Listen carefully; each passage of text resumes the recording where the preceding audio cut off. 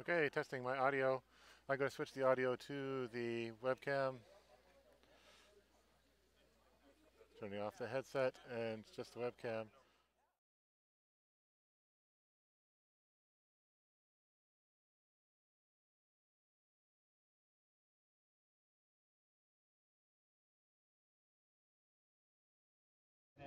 Thank you.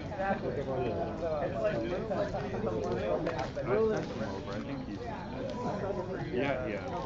There I see Valerie crossing she has Valerie! Come sign in! Or your DQ. Yeah. That would suck at this point. And if you see Rebecca, bring her too.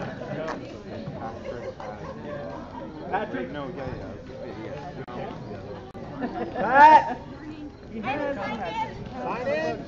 You want me to disqualified now? What's that? That would suck. Good morning. Oh, not Jack. I'm Pat. Right, you're Jack. Hey, Pat. Good luck today, though. Hey, you two have fun. Yeah, for sure. I know. Even Maureen looking at pictures, and it was one of him and then a bunch of me. Yeah. She's like, hey, there's a good picture of you. I'm like, that's Pat. That one stings. Yeah, it was far away, but I could tell the difference between them. Okay, so Nick Wagner we're looking for. Nick? I haven't seen him yet. Wagner. So Bob and Nick. No, all the women have signed in? No, Rebecca. Rebecca. That's just we're looking for Rebecca and Hunter. There's Bob. Come sign in, Bob. Where's Hunter? Pat? Came over and got a face. She hasn't signed in. Forgot to sign in. Morning, Bob. How you doing, She sir? even chatted with me for a little bit, and then we looked at the list. I'm like, how did she miss signing that? You think they'd figure it out like 7 days in, right? No. Yeah. Glenn. Oh, I remember. Glenn Yes. Avery. Yeah. On 7 continents. That was kind of It was like 10,000. Maybe more than that. Yeah. Yeah. Good luck today. Have fun. 5 minutes. I need volunteer shirts for the pizza. Start line, 5 How many years have you done this, man? I'm like, I chatted with Rebecca. She was here. You got a pacer? Yeah. After they all go, can I take it? Yeah, I will. I need a small and a See if we large. can find it. Okay.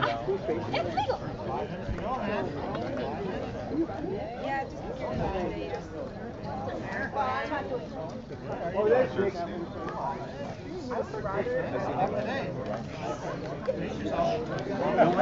I think Lloyd should.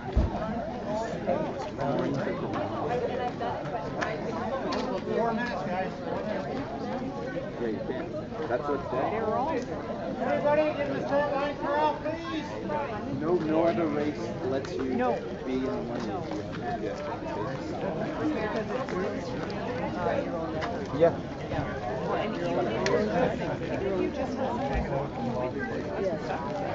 Run a lot better races. Yeah, you can use other races. Okay. I think Okay. oh, that's okay. No, cold hands are good. Cold hands I'm okay with cold hands. Yeah, thank you.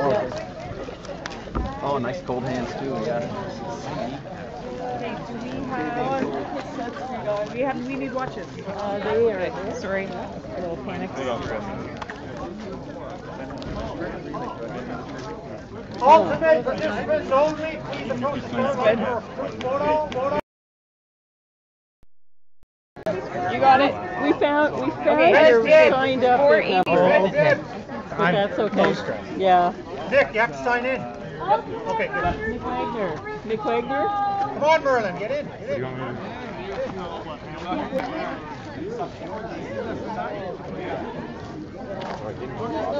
Signed in. As he came by. And I got Stephen Park's number. Red bibs.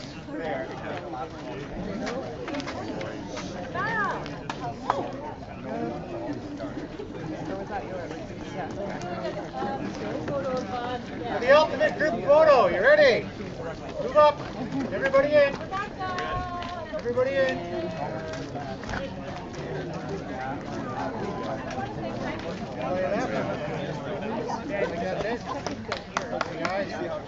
What a group! Way to go!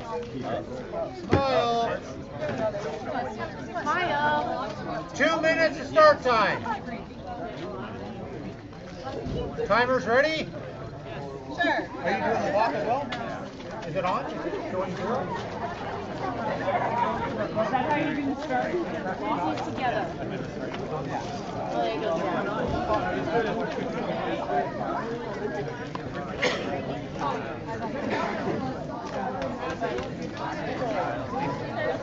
Runners, please remember to stay on the right-hand side of the room, except for the sidewalk section, okay? Stay on the sidewalk. On your mark, get set, go!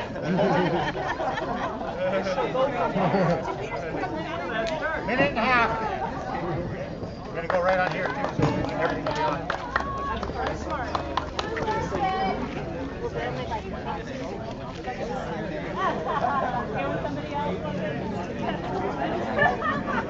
'Line up.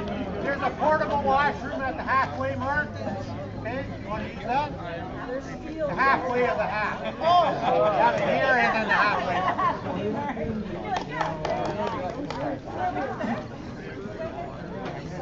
50 seconds.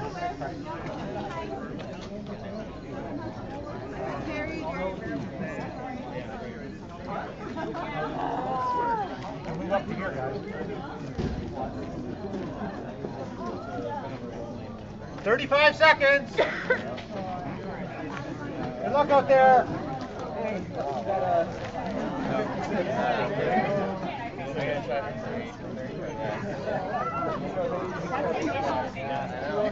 20 seconds.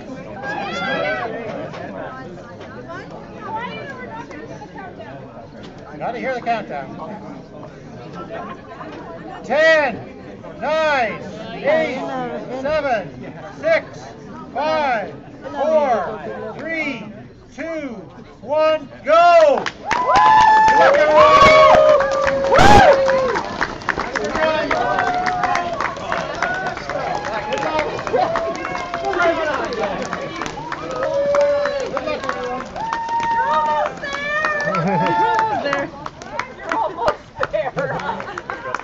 That's almost cruel. Yeah.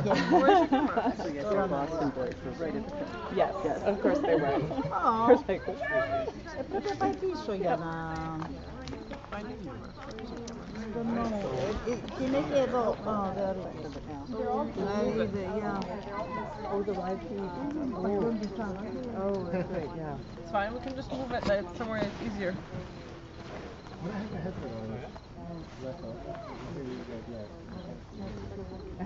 Okay, all the men's are now in one box.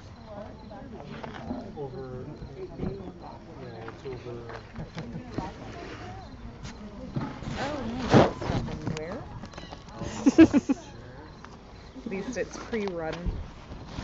Oh, true. Yeah, better than I don't know if I'm totally cool with this. Can we get a volunteer shirt for Rob and Elizabeth at our station? Lloyd, can you still just want this in here? For now, yeah. Okay. I don't see that. He might have. I don't know. No. I Yeah. This is what happens when you leave a table near people.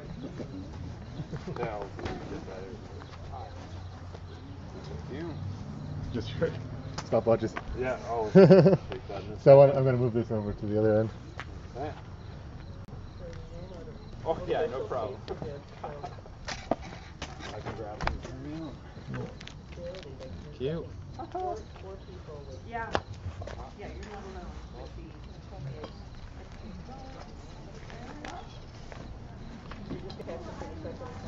Okay, so I'm just rearranging for during the race, and then I will join you guys for some commentary. You're probably looking at my belly right now. I'll adjust this shortly.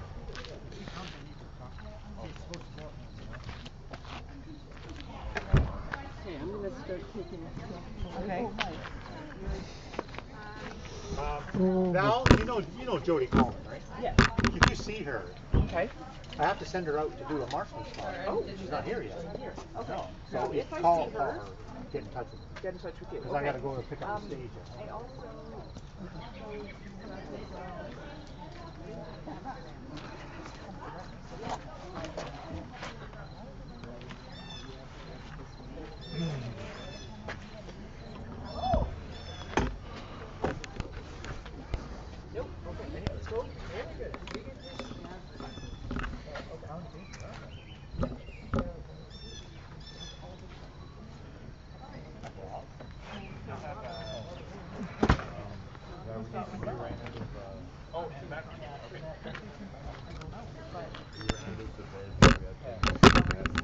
So, okay, so you can tell?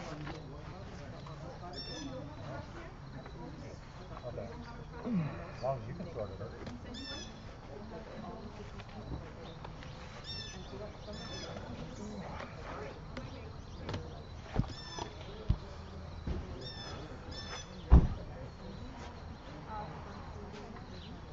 Well, no, that's not pacing. Wind block is not pacing. Well, pacer is not wind block.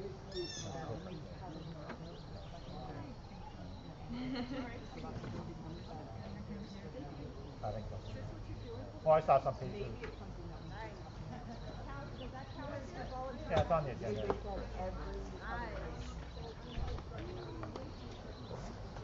I've never heard that. That's not good.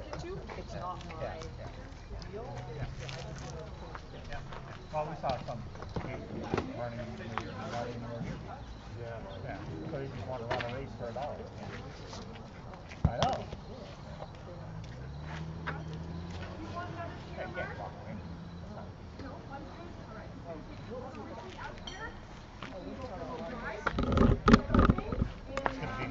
It's going to be a good committee meeting next time, right? I will be writing things. Good. Because I think there are Yeah. some people that You put in a good thing, then people abuse it.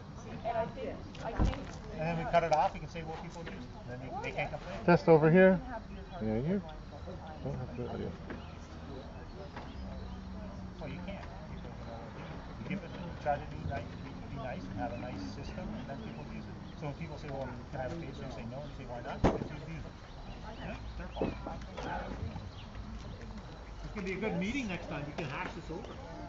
Yo, woman! It works so well. Good morning, Jan. Good morning, Mark. How are you today? I'm alive so far, but if she heard that, she's probably gonna punch me.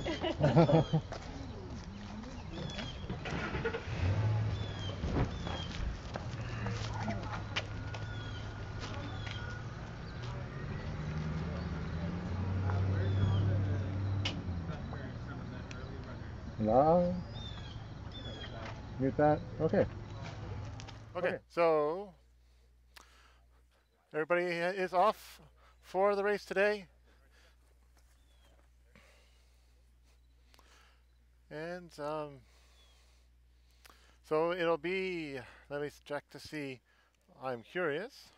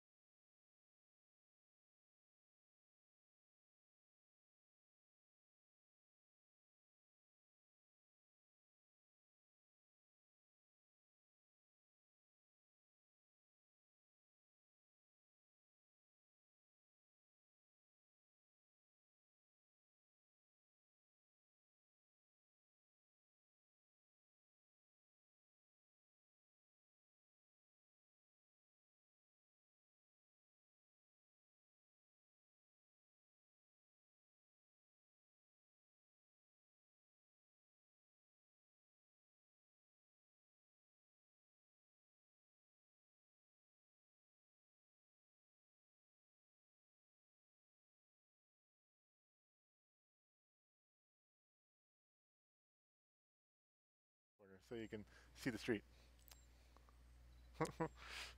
Morning, Melissa. Let's just check to see how many people are live or watching right now. So I got 2 people watching right now. That might include me. I know it's at least me and Melissa.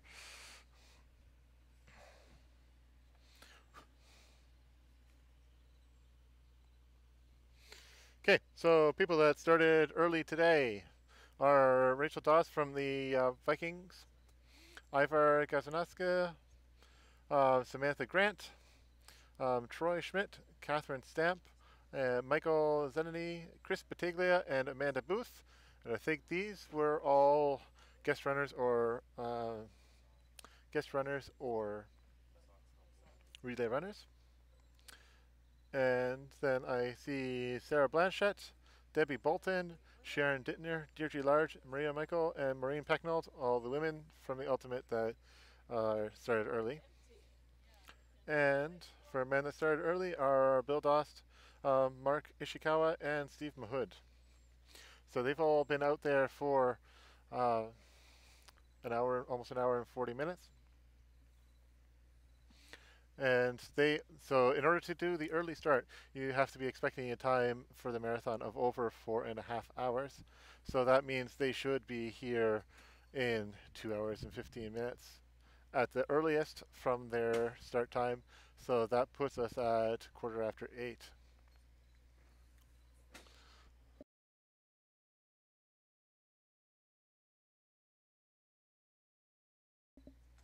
Now I actually have some treats hopefully for you guys today. Hopefully this works this time, but I've got someone out on the field. We'll hopefully be streaming live from the race. We'll see what happens. And he will let me know when he is streaming so that I can get that up for you guys.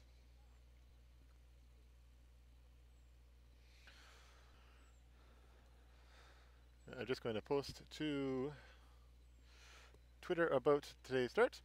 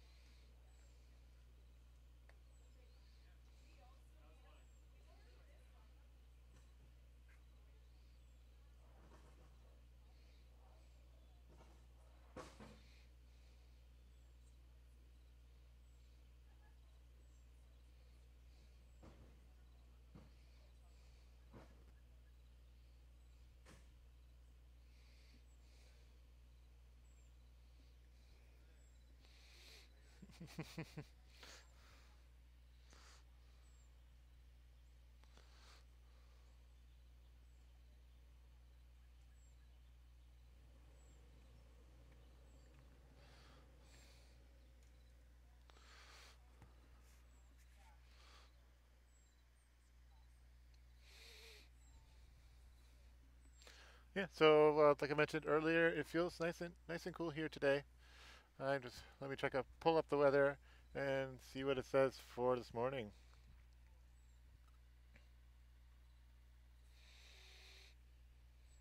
So my weather app says it's 16 degrees, and that feels about right. I'm a little chilly here in my shorts and t-shirt, but I'm sure it'll warm up quickly. But it won't get too hot today. At 12 o'clock it will be 23 degrees, and everybody should finish by 12 o'clock because the cutoff for today is 6 hours, and that is for if you're going to be over 4.5 hours, you need to start at 6 a.m. So 6 till 12, 6 hours.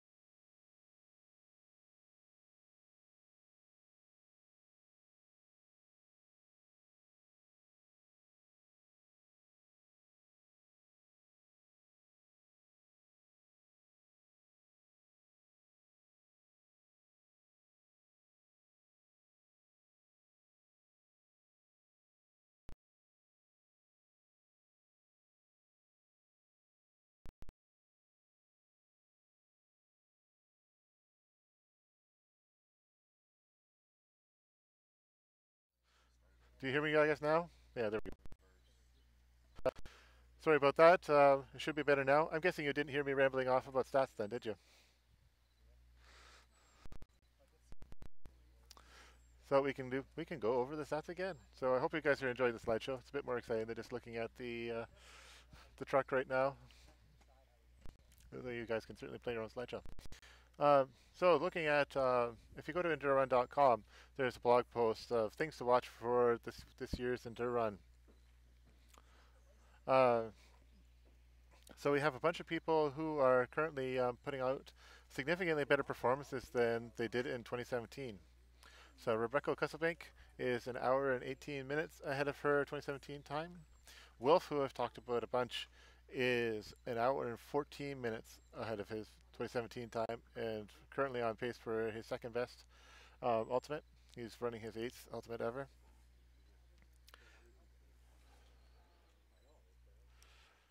Just going to send a chat, just make sure you guys hear me. Ian is 46 minutes ahead of his time from last year. And Ashley Sametz is 29 minutes, 20 seconds ahead of her 2017 time. And Val, our current gold jersey holder, at 19 minutes, 8 seconds ahead of his time.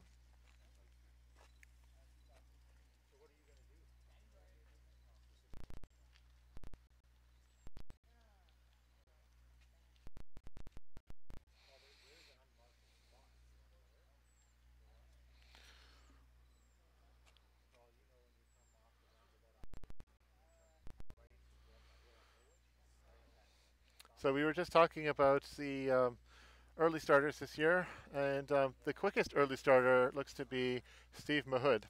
So he is currently running his 3rd ENDURrun Ultimate, and when he last ran in 2015, he ran the marathon in 3 hours 58 minutes, but when he ran in 2014, he ran in 4 hours 40 minutes.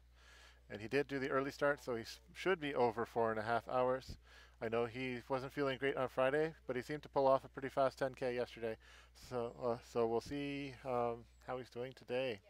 Yeah, so yesterday's 10K was 54 minutes, 22 seconds.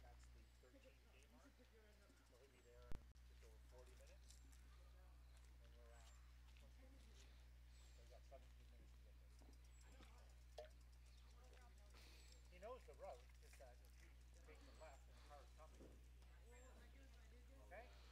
Great, thanks.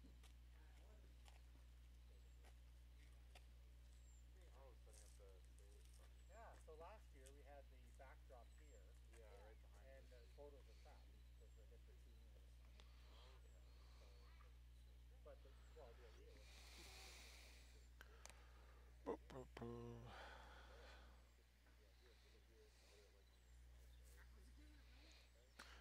Yeah, so looking at the podium races. So Rob has a very significant lead. Let's just pull up the 2018 results. So Rob is currently 47 minutes, 16 seconds ahead of Aiden, running yesterday's 10K in 34 minutes, 34 seconds, which is just under 3 minutes faster than Aiden's 27 minutes, 21 seconds.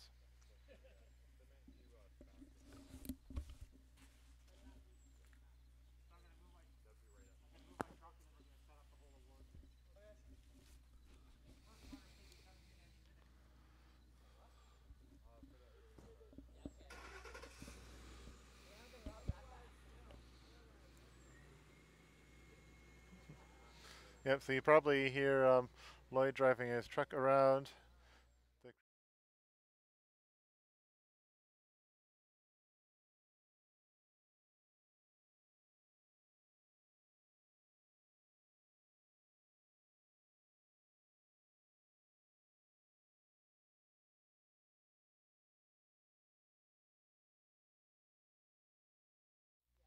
Okay, you should hear me again. Okay, so you can see that Lloyd and crew are working on getting ready for the events. And because we have the award ceremony afterwards for all of the ultimate participants. But that will be afternoon after everybody has finished and had some time to have lunch and enjoy each other's company. It's always a good party here at Conestoga Community Park after the race finishes.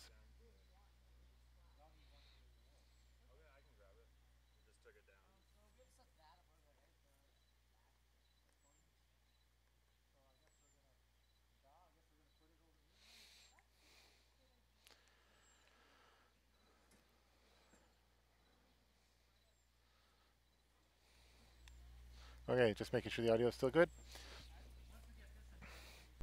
Let's look at some more stats.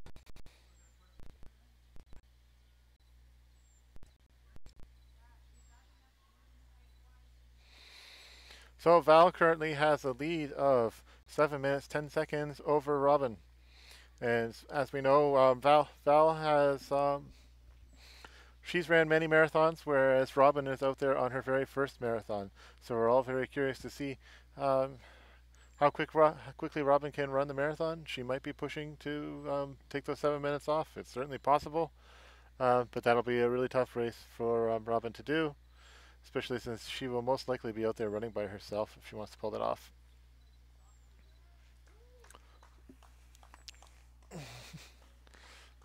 Oh, and we have a runner coming through.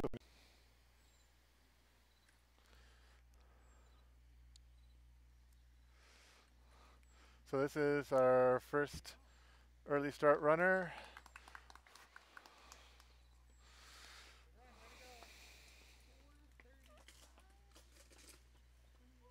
Did you get her number? 4:35. Yep. 27:03. I got the time. 27:03. So that is Catherine Stamp, hailing from Guelph, 22 years old.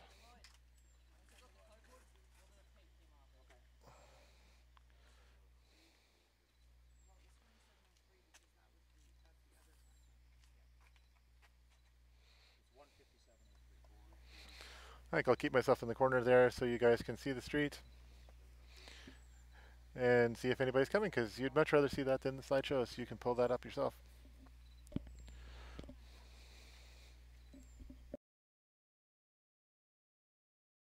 Probably going to run quite a bit faster than That's under 2 4.5. Yeah, she's 15 minutes ahead of pace for that. But she's one that this is her first time. Oh, okay. So she didn't know. Yeah, so she's running her very first marathon. Most likely will be done before 4.5 hours, but she guessed that she'd be over 4.5. So yes, we have lots of stats about the ultimates, but not a lot about the guest runners, and we're just doing the best we can to learn about them.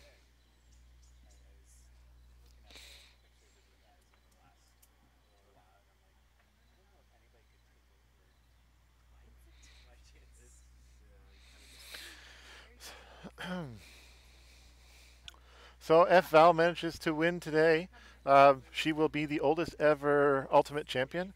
And I need to check to see how old Valerie is. Yep, so Valerie is 48 years old. So if she wins today, she will be the oldest ever ultimate champion. The current record is Joanne Bink, who won when she was 44 years old in 2011. So in the men's race, the first place and second place are pretty strongly locked down, as Rob is 47 minutes ahead of Aiden in second, and Aiden is 28 minutes ahead of Christian for second place. But between Christian and Nick, there's only 2 minutes, and Dave is only 6 seconds behind Nick. So we've got a couple more coming here at about the kilometer away. Just watching the cable. Oh, you need power? You can hook into there. That's the power bar. Oh, there you go. Yep. Yep. Yeah, we can split off there. Or if you want, here. Yeah. If you want the power over there, I can put the power bar in where they join right there. Okay.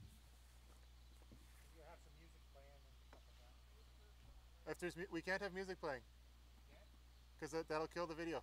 Oh, I mean, well, okay, yeah. Or after the race. Yeah. After the race is fine. Yeah, for the microphone and stuff like that. Yeah.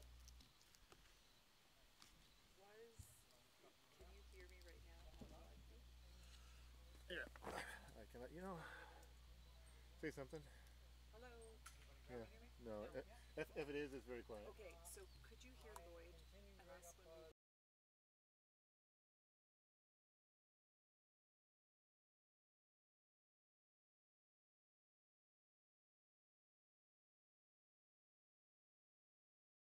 is there any way to not have that on the live feed? I'll try. Like that's unlikely. So that's Mark Ishikawa coming in for. He's our first ultimate through. Mark ran yesterday's 10K in 52 minutes 49 seconds.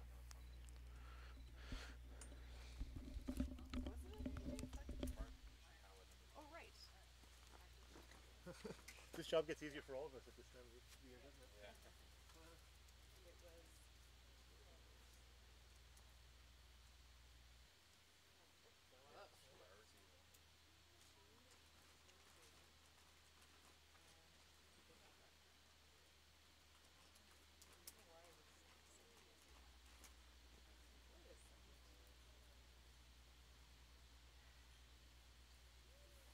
It would be nice to have music playing here, but I know. I get what you're saying. You can't. Yeah. The feed would be pulled down. yeah. Yeah. I need to make a because YouTube has music. They say that that's allowed. They've got the rights for it. Oh, okay. So I need to make a playlist of that Jordan can use Yeah. for next I year. guess that makes sense. Yeah. Yeah. No, he was asking me questions about Well, Pacers.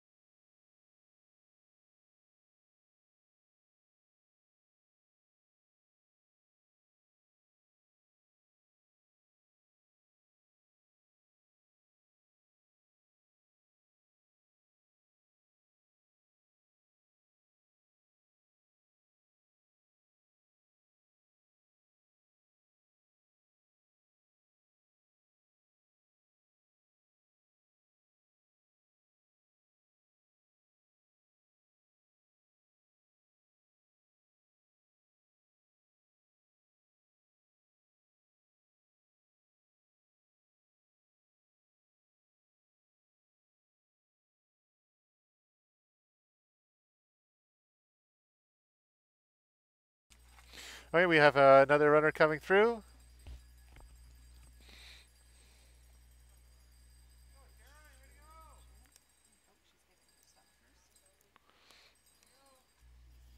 That's Sharon Dittner.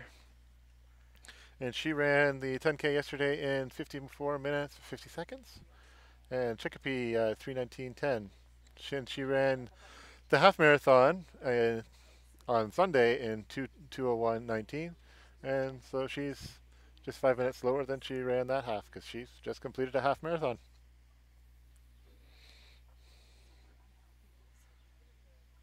And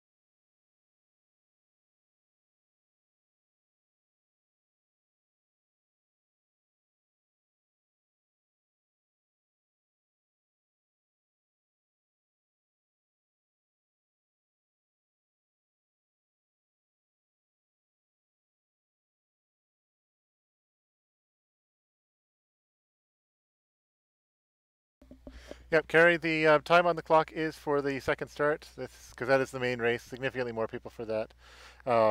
So you can subtract 90 minutes from that for the early start. Did they actually start at 6 a.m.? Yes. Yep, so they started at 6 a.m. on dot. So, and we did not start at 7:30, I don't think. Did we? So we did actually start at 7:30 even for the main start too. So this is easy to do the math for. So just subtract 90 minutes from the, or add 90 minutes to the clock for the early starters.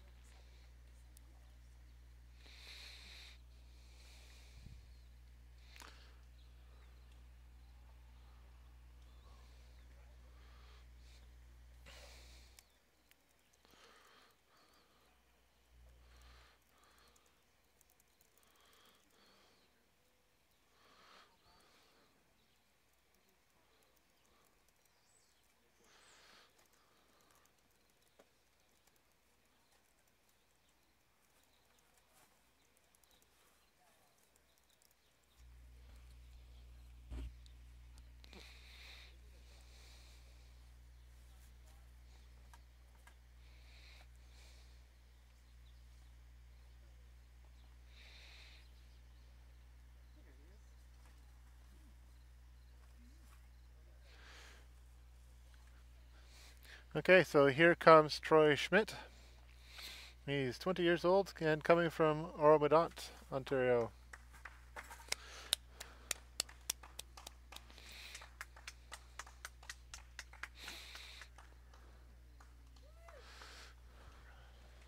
All right, Troy, way to go. Looking good.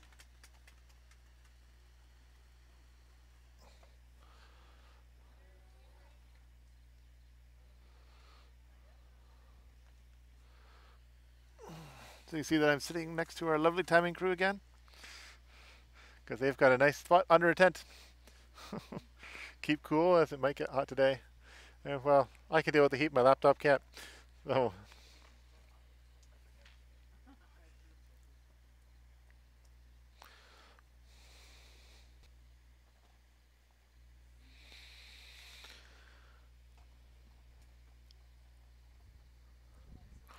So looking at the men's race, so there is 2 minutes and 47 seconds separating third, fourth, and fifth place.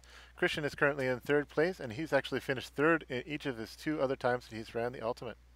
Nick was second place last year, and he's running a little bit slower, but he's got some relay motivations. I'll talk about that later. And Dave's only 6 seconds behind Nick, but he's actually running his first ever marathon today as well.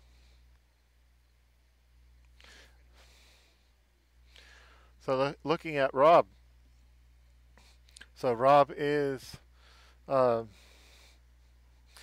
he is going for his 4th ENDURrun ultimate win, and this is 4 times in a row. So this will be the first time that somebody has won the ultimate 4 times in a row. But Bob Jackman still has more ultimate wins with 5 all time. So Rob's he's been trying to set some records compared to his previous years, but is being a little bit slower than himself in the past. And he's racing himself from 2016. He's been generally faster than his 2016 times, but slower than his 2017 times. So looking at the rest of the field, there are a bunch of people that are really close together. For example, Dave, we've mentioned earlier, Dave is only 6 seconds behind Nick. We have Steve Mahood coming in here now. All right, Steve. Job, Steve. Way to go. Looking good. Beautiful day. Wonderful. Whoa, overshot.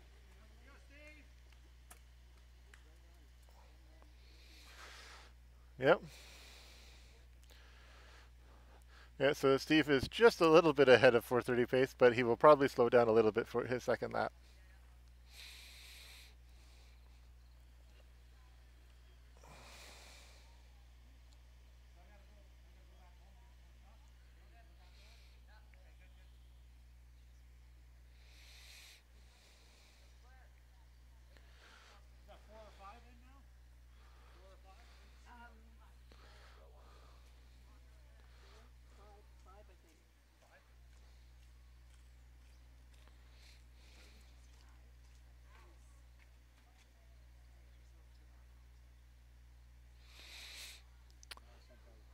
So a couple of other close battles. Sharon is 25 seconds behind Brian, And Thaddeus is 30 seconds behind Connor. Jack is 33 seconds behind Lumi. And up at the top of the field, Ian is 55 seconds behind Robin. So if 1 minute, so there's all these people are less than a kilometer or less than a minute apart, and 1 minute is half a second per kilometer for a whole marathon. So it's really easy for any of these battles to change over today's race. So with H&P's 11 different relay teams, they are on pace to set a bunch of different records. So the women's A team is looking to beat their own female ENDURrun record. To do this, Vicky needs to run 3 hours, 29 minutes, 15 seconds. And talking to her, she's aiming for closer to 3 hours, 28 seconds. 3 hours, 28 minutes.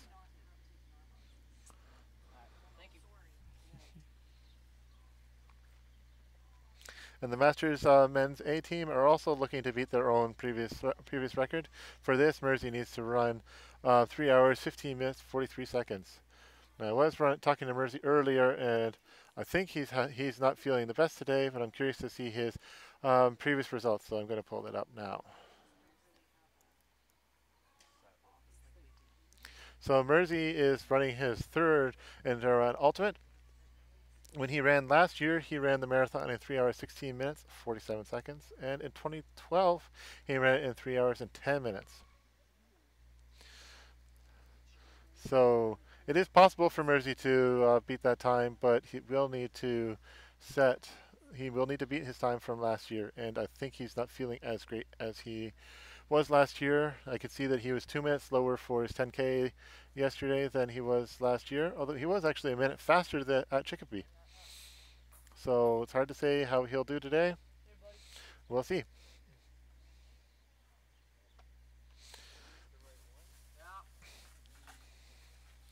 So the H&P men's A team is currently on pace for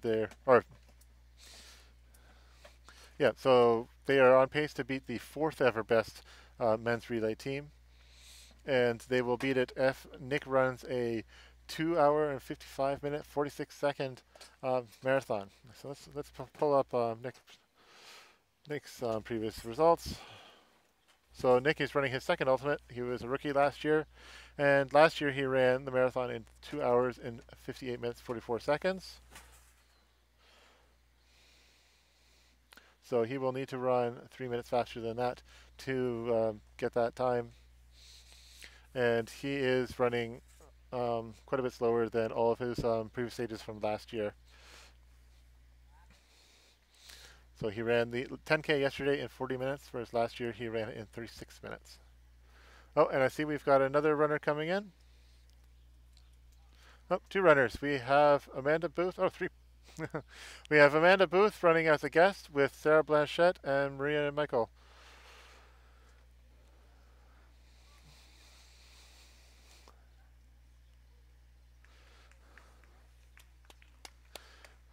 Way to go. Way to go, Amanda.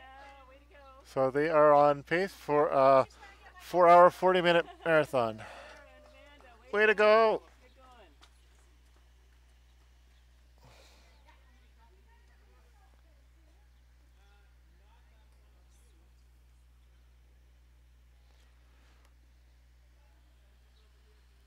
And another runner coming in. Oh, a couple.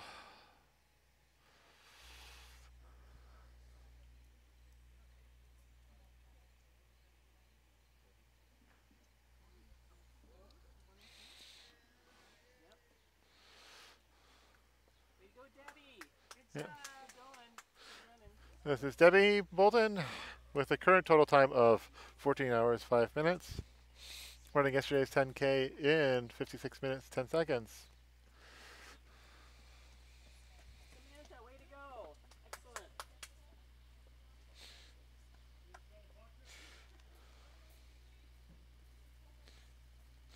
Yeah, and so that is Samantha Grant coming from Brampton, Ontario, and she is 47 years old.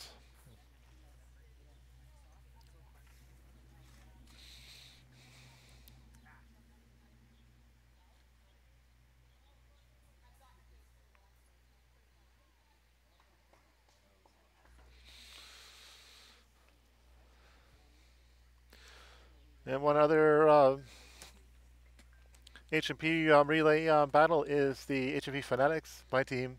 Uh, if they want to beat the H&P Fanatics from 2017, Brian Vandermeer, who's running that stage, needs to run a 3 hour, 40 minutes, 4 seconds. So he's the only relay member we mentioned here that's only running the marathon, not using his ultimate. So we have 20 guest runners out on the marathon right now, and 45 ultimates.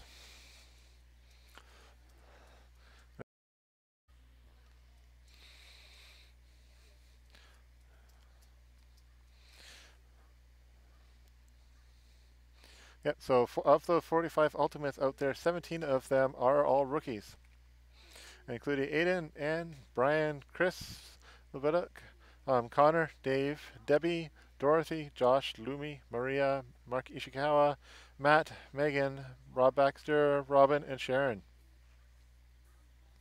And there is a prize for the best rookie times, and both Aiden and Robin, the current leaders for the rookies, have about half an hour over the lead over their next rookies. So unless they run pretty slow today, it looks like they've got that in the bag. So something else that's new with the ENDURrun this year is um, prize money for breaking stage records. No one has actually broken a stage record yet this year. I know people have been trying, not quite able to do it. Um, so looking at the current records, the men's marathon is 2 hours 32 minutes 42 seconds from Charles Bedley in 2004, and the women's marathon of 3:08:54 from Joanne Bank in 2011.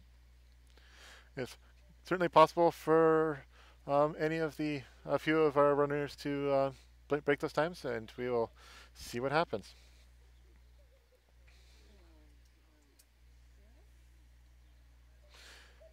And one thing to, oh, and we've got another runner coming through, and this is Rachel Dost, running for the Vikings relay team.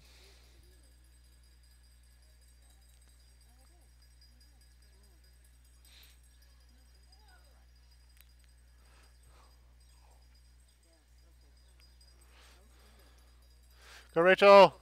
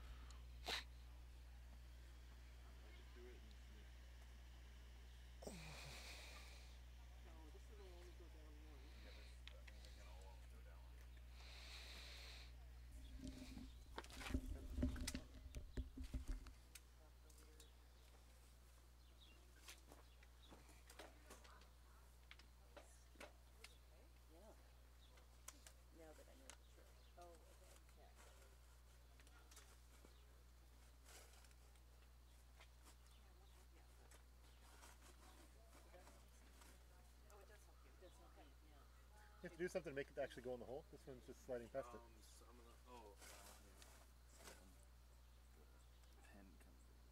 Oh, there you go.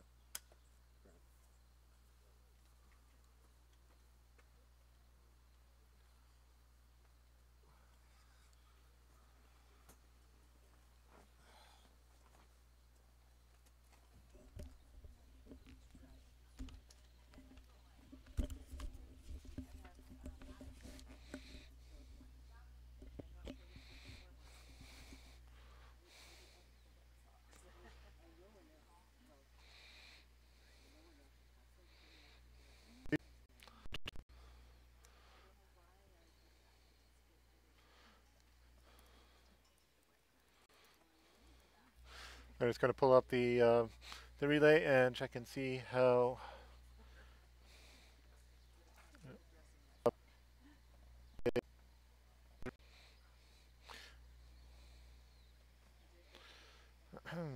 The relay teams are doing right now.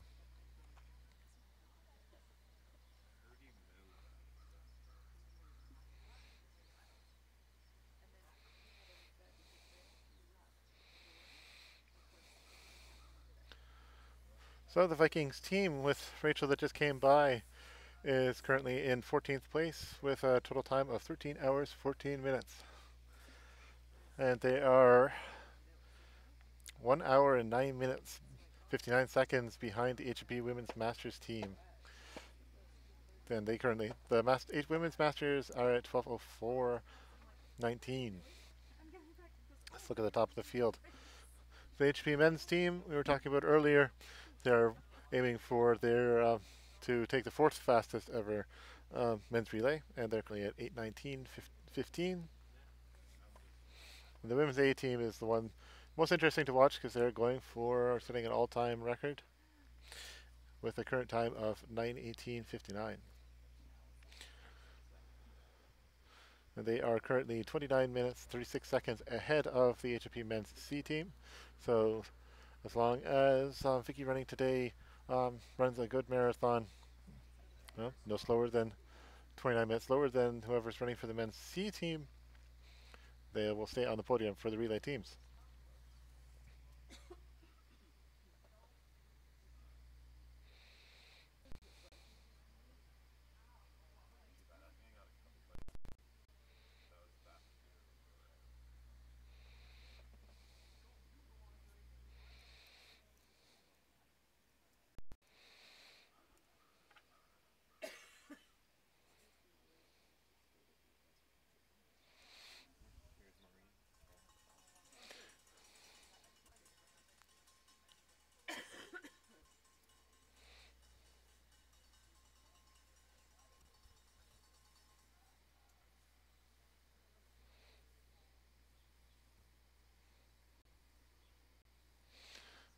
Here comes Maureen Pecknold.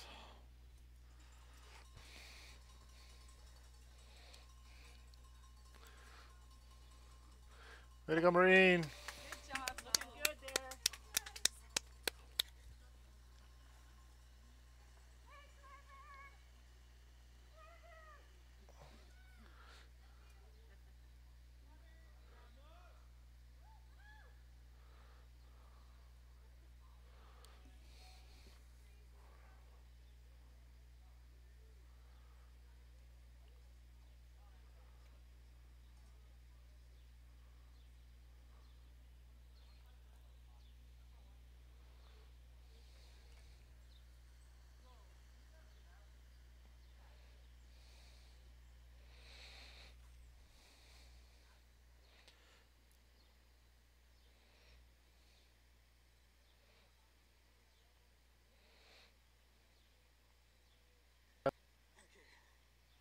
ENDURrun there.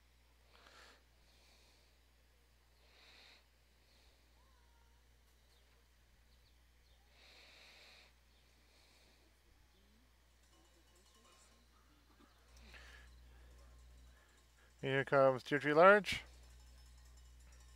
with her pacer, and that pacer has been a regular fixture at this race. I don't know her name, but she's done a bunch of the stages with Deirdre.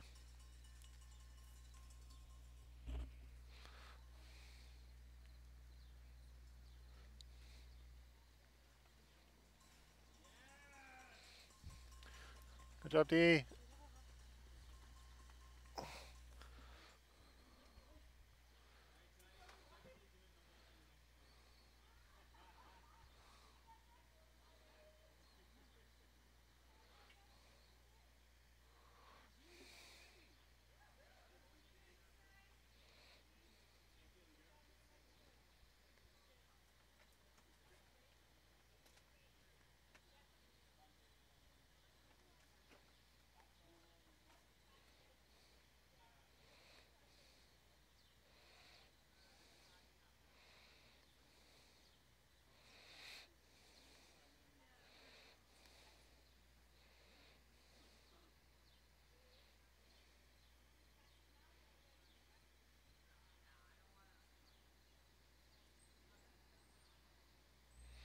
Okay, and just want to show you a video that I noticed that Steve Mahood posted from out on the course. Let's play that for you now. Half done. Weather's perfect. Legs are sore. You know,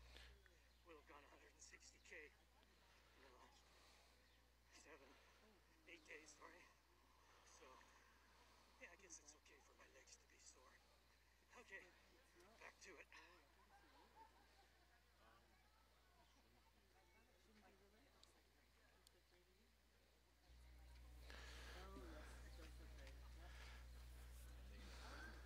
And we've got another guest runner coming in.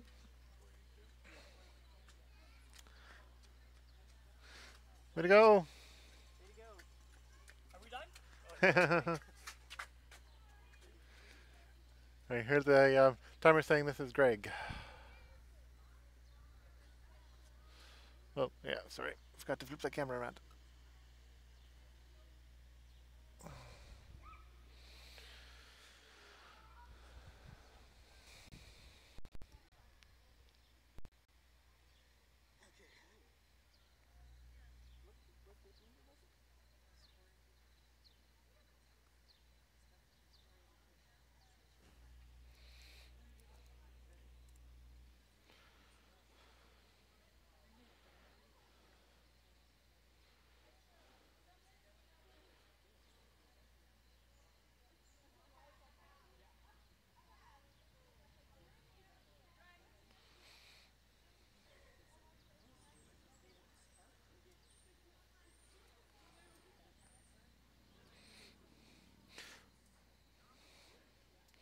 So I didn't look like the sound came through for Steve's video, so I'm going to just try that again.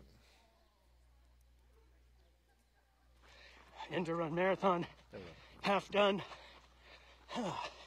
Weather's perfect, legs are sore. You know, we'll have gone 160K in the last 8 days, sorry.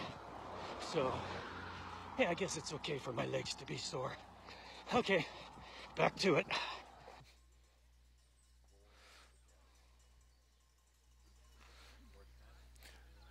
Yeah, we've got another guest runner coming in through. This is Bib 416. 410. Yeah, Ivar Gazanakis.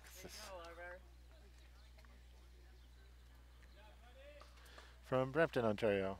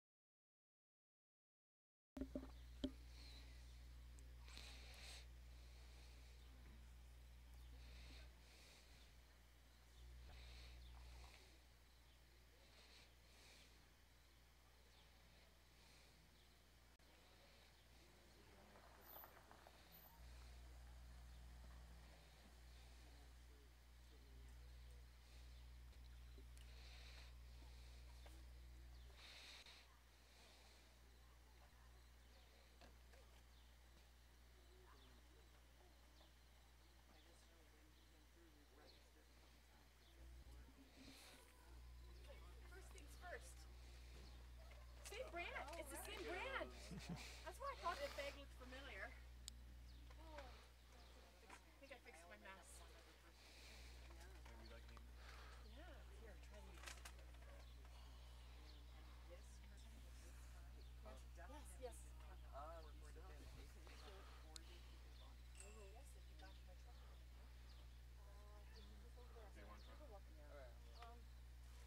what do you think?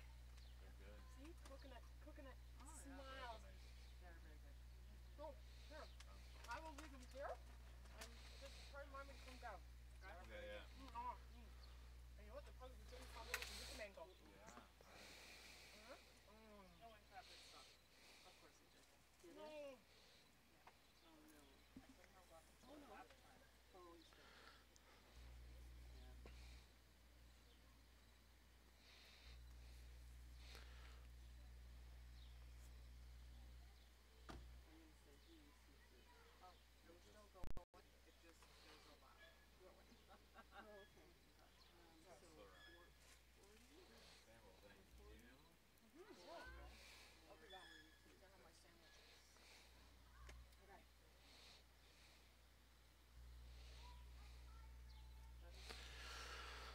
So I won't be surprised if we see Rob coming through in the next few minutes, being as it has been 1 hour and 8 minutes since the start, and looking at his marathon from 2016, which is he's been generally closer to 16 times. He finished that first lap in 1 hour 17 minutes. So I'm just going to go over and start the recording for the finish line video camera. I didn't want that running all the time, just to save power and reduce what I have to edit afterwards. And I will be right back.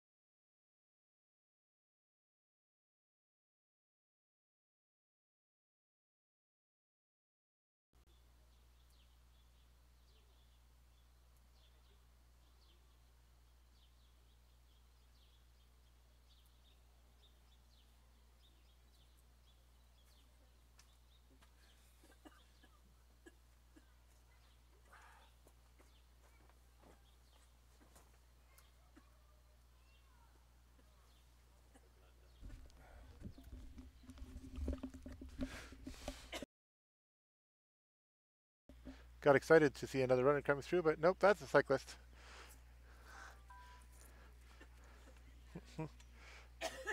Morning.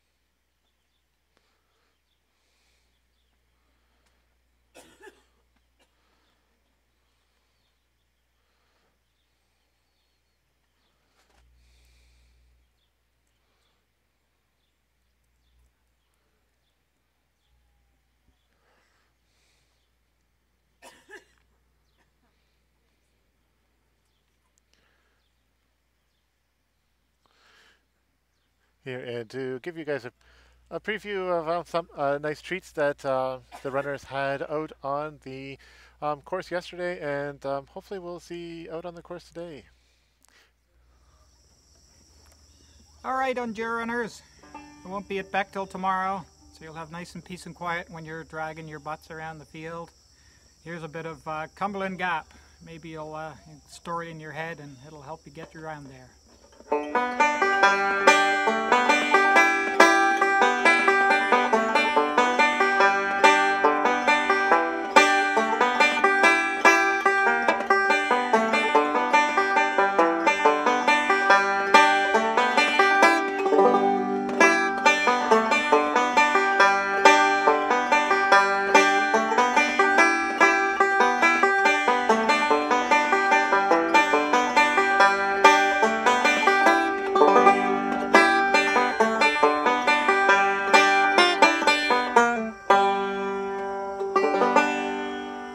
Good luck tomorrow, everybody. All right, ENDURrunners. So that was Andrew Moiser. He's a regular on the at the ENDURrun, and he used to show up on the course with his banjo.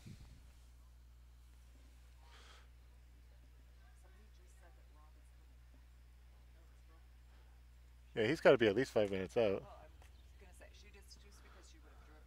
Yeah. Is that umbrella doing something other than blocking my view? Okay, I'm going to go move that. Because it's like right where you can see people coming around the corner, right? Yeah.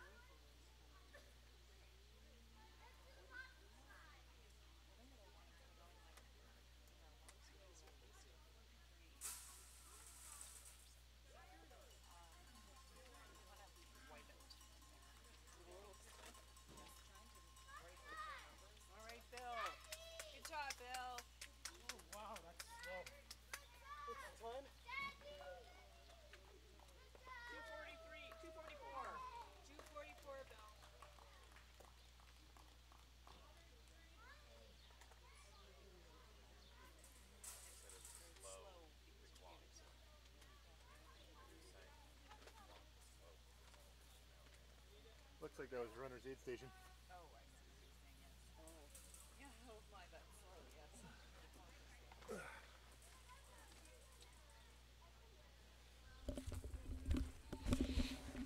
Okay, so that was Bill Dost coming in for his first loop. I just moved a couple things that were up there so that I can see the runners coming around the corner a lot better.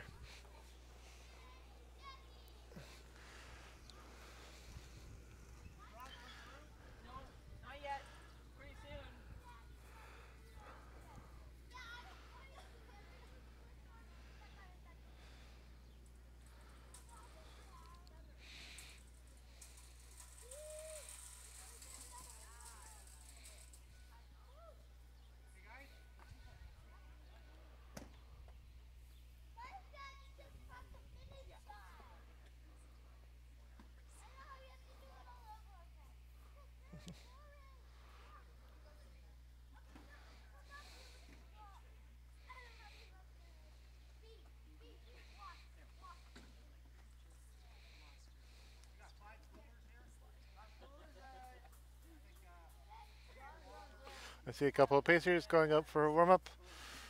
I know a lot of runners are going to have pacers coming with them for their second lap. First lap is usually pretty easy to pull off. Nice 21 kilometers, no problem for anyone who's doing the ENDURrun. But the second lap, if you want to keep going quickly, it's nice to have somebody by your side pushing you to go a little faster or just giving you something to take your mind off of. Nice to have someone to chat with or something like that on the way.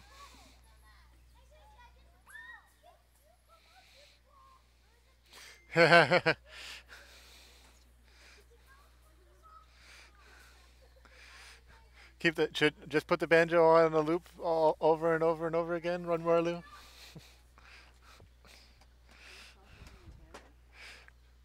No, I said run Warloo. I think it's Jordan. I just played Andrew Moiser's banjo video.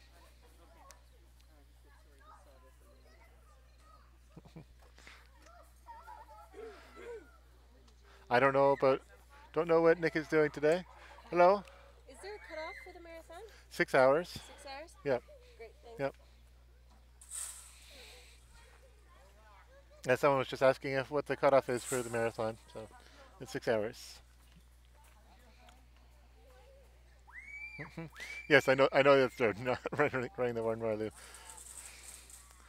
Yeah, I didn't talk to Nick this morning, so I'm not sure what he's going for. We'll see when he comes by. So if he's going for a 2:55, we should see him in the next 15 minutes. Less than that.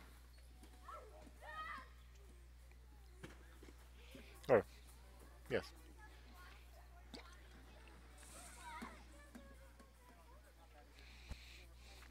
Jordan, are you going to be coming to the finish line? Are you out there working the course or at home?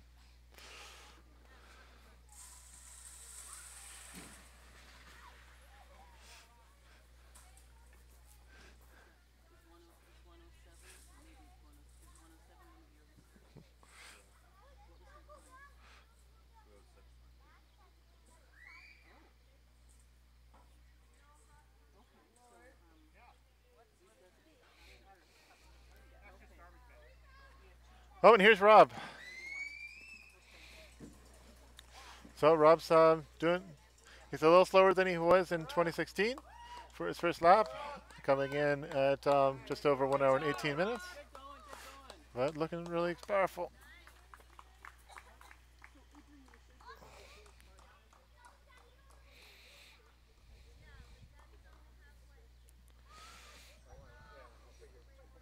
And through the aid station really fast and on his second lap.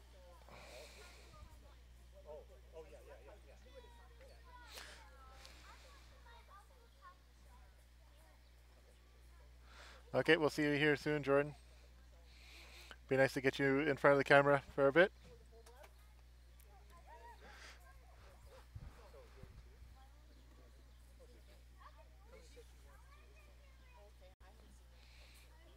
Yeah, thank you for your blog post last night. Gave me some good content for the beginning of the race.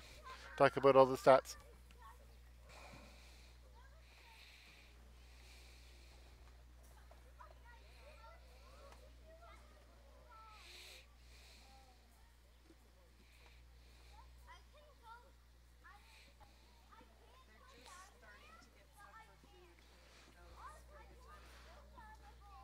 So I can see Paul Mora is out on the course. He was going to be doing the.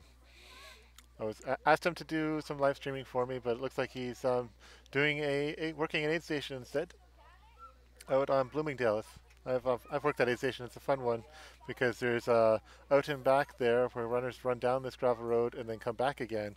So you can see the aid station twice, and runners can leave their water bottles or something to get filled up and get you on the way back.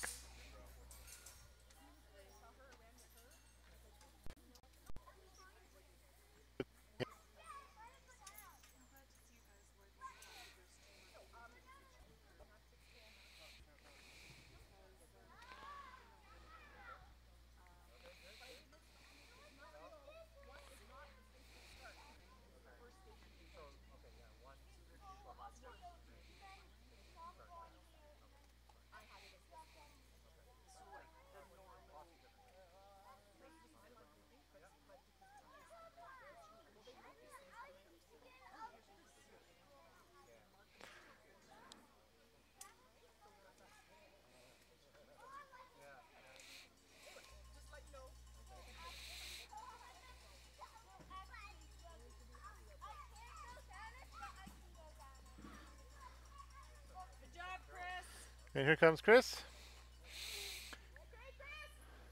He started off as an ultimate this year, but he was a little bit slow for the Bechtel Stage 3, but has continued to run all of these stages.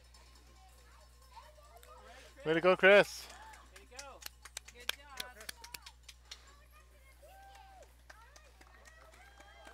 He managed to finish the Stage 4 at Wilmot line with just seconds to spare, much like he did for the half marathon. He only did, I think, 2.5 loops for Chicopee, but did pretty good at the 10K yesterday, and he's still moving for today's marathon.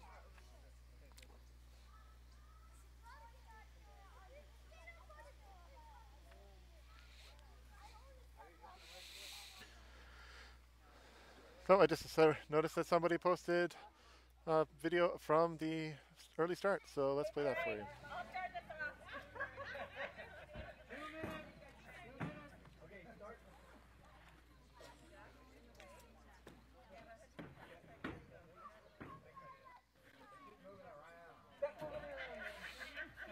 What are you getting ready for a run or something?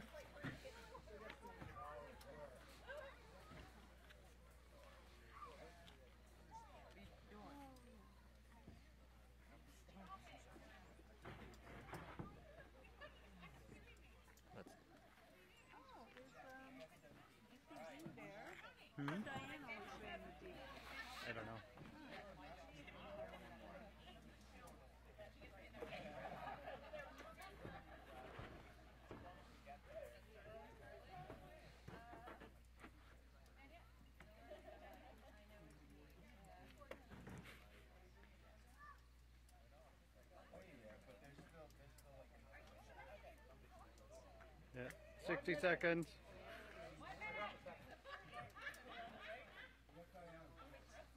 Michelle Lennox says yay.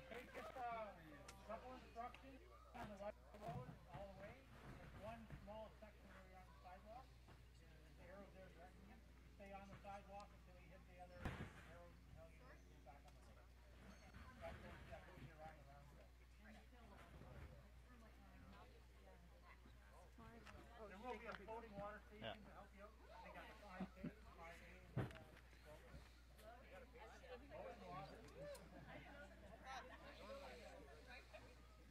20 seconds. 20 seconds. Floating because it's not set up yet. Good luck, everyone. Yeah. Enjoy the nice cool weather. Yes. 10 seconds. 9, 8, 7, 6, 5, 4, 3, 2, 1, go! Woo!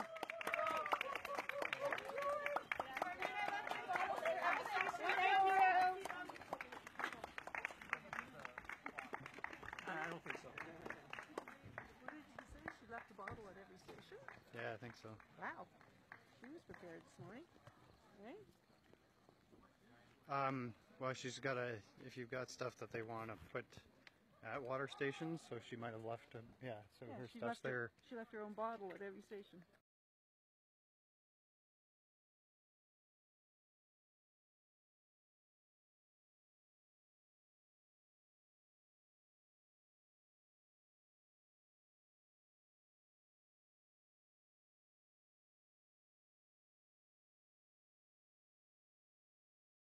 Should start seeing some other quick marathoners coming through pretty soon.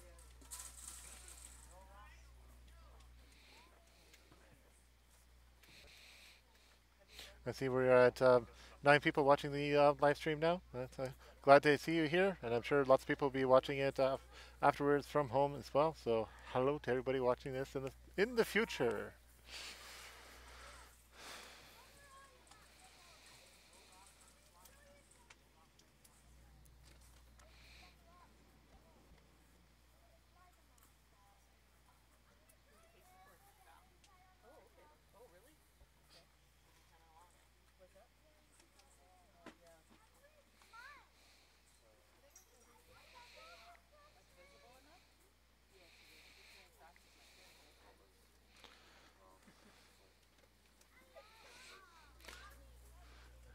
See some photos posted to the ENDURrunners Facebook group.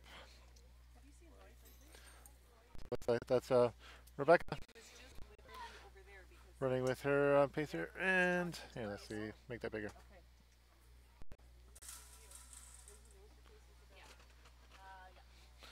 Hard to see who's behind there. Yeah, so this is Reza has been out on the course, posting a lot of pictures. Oh, this is actually from August 15th, so it's a couple. This is from Wilmot Line, right? Well, yes.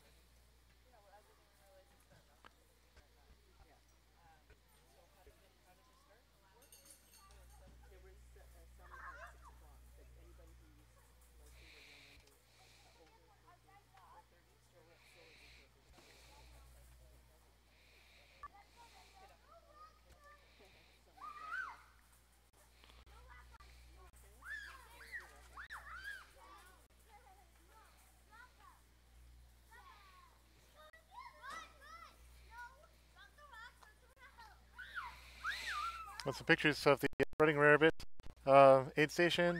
They're out at Northfield and University. So if you're out on the course, you can see this lovely aid station. Yeah, so it's just the turn right onto Northfield.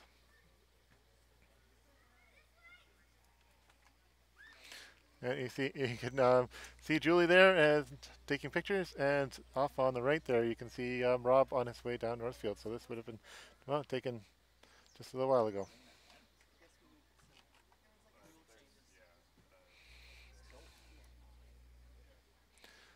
I hope you're enjoying the Will's browses on Facebook looking for ENDURrun content.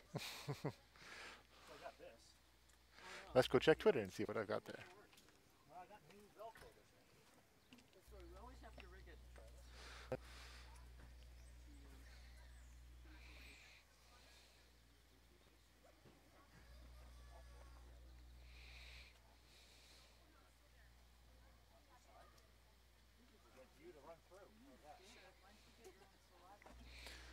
There's a picture posted by Deirdre Large at today's early start.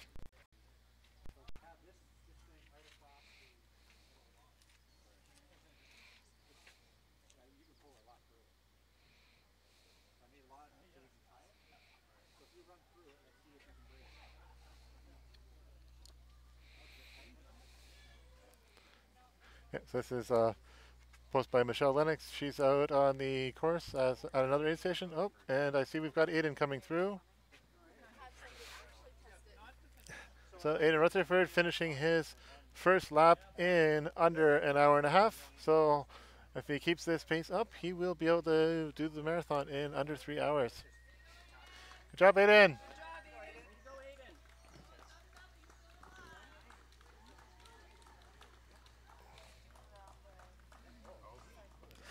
And good pack of runners coming in now. Guy on the right's a pacer. Looks like a guest in front. That's another. Two relays in 424. Two pacers and a relay. Yeah. So these are the guests and their his pacers. And we have another guest runner coming in through now.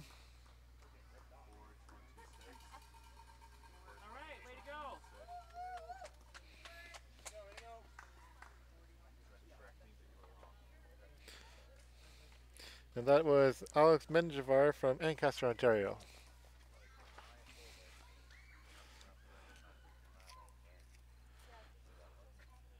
Have you wrapped around and safety pinned it here like that?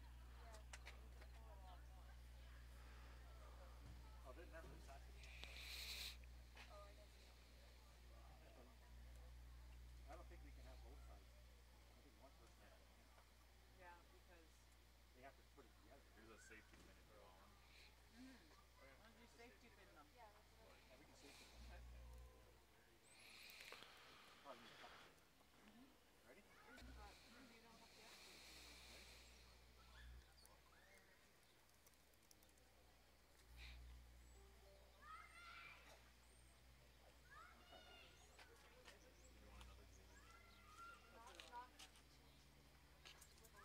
Oh yeah, now the problem is you're going to get every photo. Yeah. So you're going to have to be way over there. Oh, you can just go straight through. But you'll have to re-velcro down. Yeah, but then at least get our photo. So maybe we should. I can hold it here.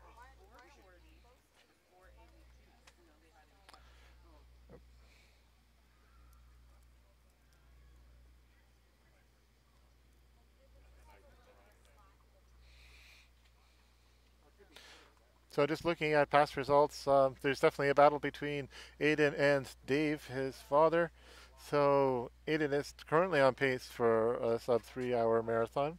And Dave's best ever marathon during the ENDURrun was 3 hours and 20 seconds in 2012. So it'll be interesting to see if Aidan can keep that up. And best his dad's best ever. Now, Dave ran that in. Yeah, so when Dave was in 2012, Dave was 48, whereas Aidan is 21, so quite a bit younger. And here comes Nick Burt from the Ultimate, and he's being paced by Sean DeLong. So looks like Nick is not going to be getting the 2:55, as he's over overtime for a 3 hour marathon, but he's still looking really fast. Way to go, Nick! Hope he does a negative split. Yeah. That'd be good. All right, you could get 3 hours. And here comes Christian Belair. Yeah, Christian, way to go. Huh? Is that okay? That's good. No problem. No problem. Yeah, and he's doing great too. When he last ran the Ultimate in 2015, he ran the marathon in 3:08:24.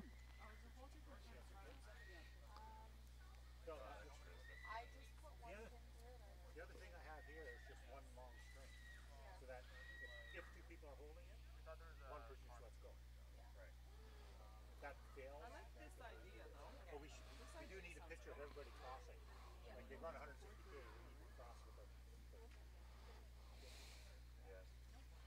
Tape. As long as they can all share.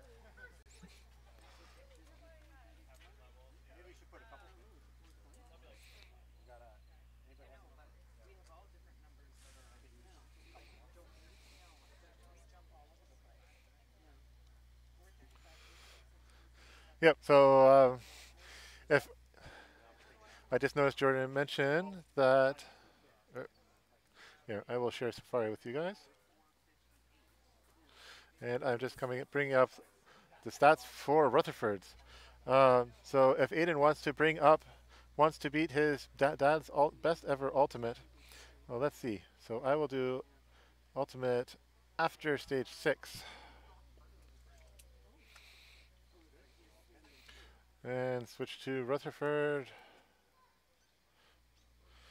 So Aiden is still is still ahead of his dad's best time. He is 3 minutes and 13 seconds ahead of his dad.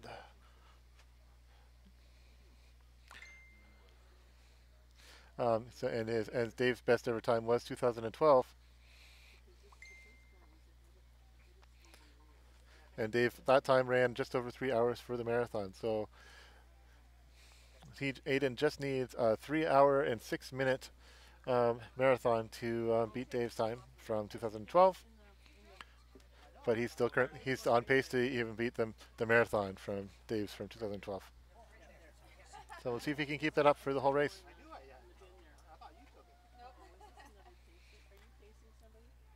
Yeah. I want to sign up to pace it. Yeah. I did last year. I thought you helped with food.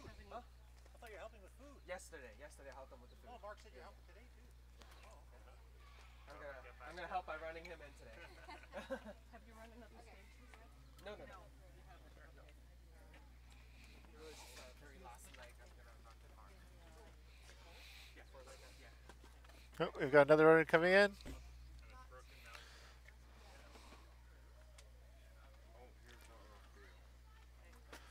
That's another guest.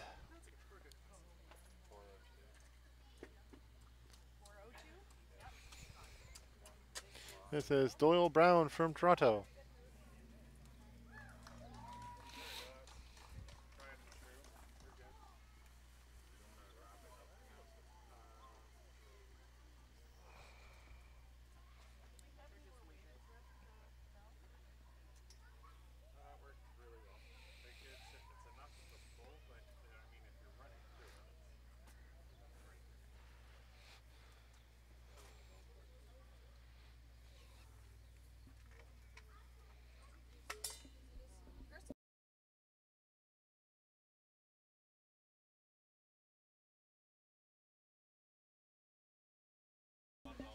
Good pack of runners coming in now.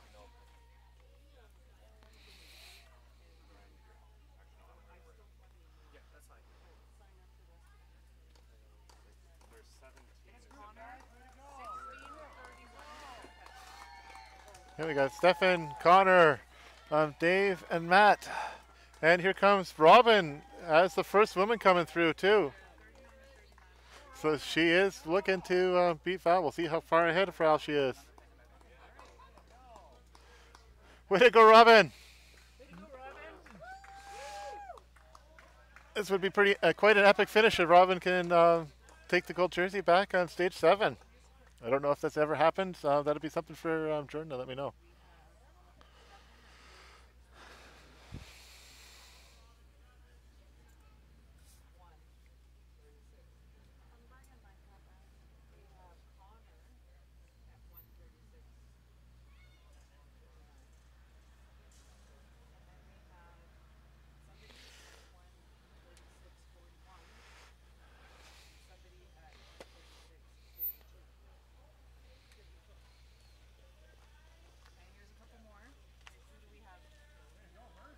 Way to go, Mercy!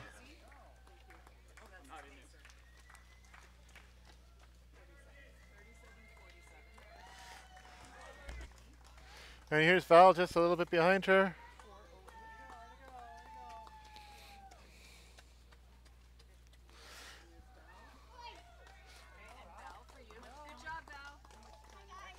Way to go, Val! So Robin she needs 7 minutes, 10 seconds on Val to take the gold jersey back today. So she needs to make that lead a lot bigger than it is right now. And based on past experience, Val typically runs a lot faster in her second lap than her first. So we'll see if Robin can speed up.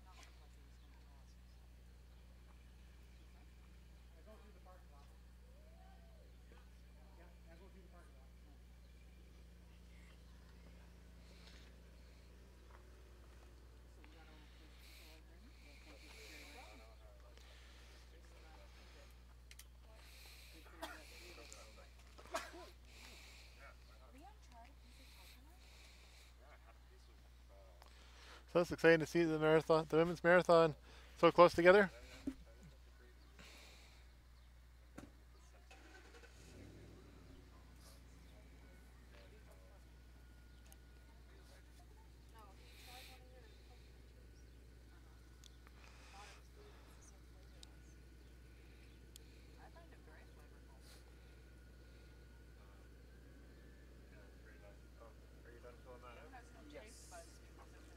I also just put a statement saying I read and consent to the waiver, so. Because she's on a waiver list. So I just put my info and I said I consent. Sounds good. That'll work for it. Thanks.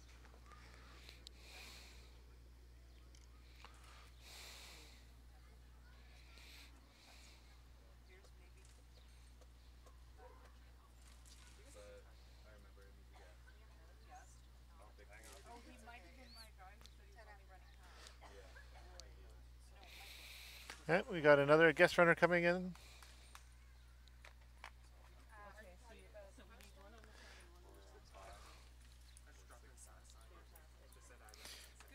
And this is Michael Mazurek from Brantford, Ontario.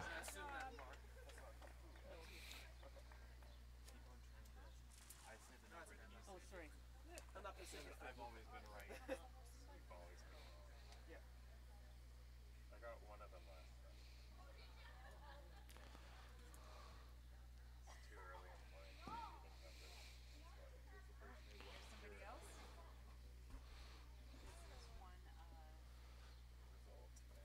Yeah.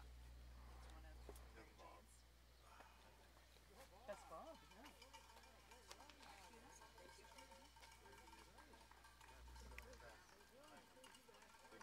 This is Robert Baxter.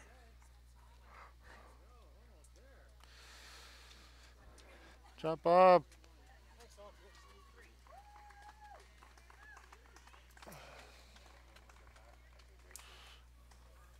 I think I got to move my setup just a little bit so I can get a better view of runners coming through their finish.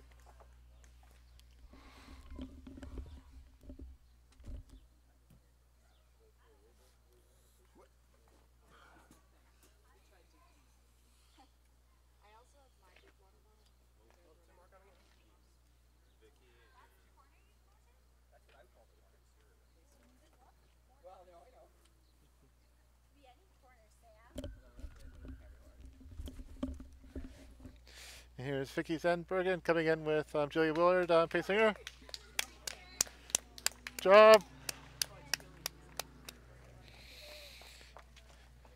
And her goal today was 3:28, and so she is doing great for that. 3 minutes ahead of pace. Right.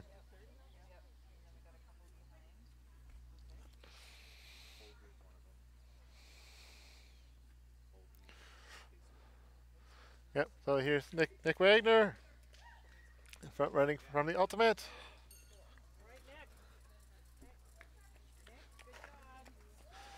And Olga Kleine for the relay team, like the HEP Masters.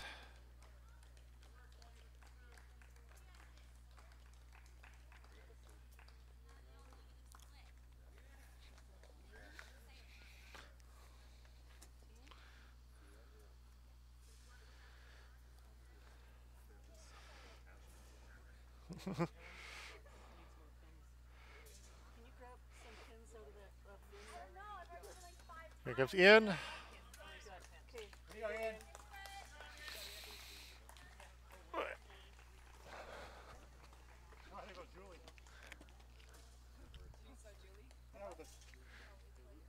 Trunk lid open. He's hanging out. So today I'm going to leave. Jordan gets in there and types in his name.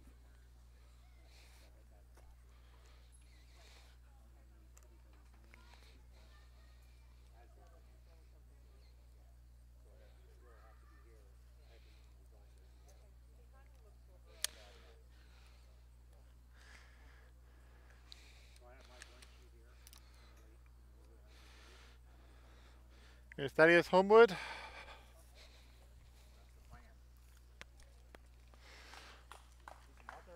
No, I think I got it. That's where I wanted to be.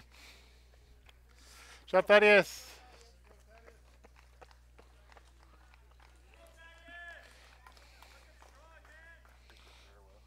Yeah, thank you.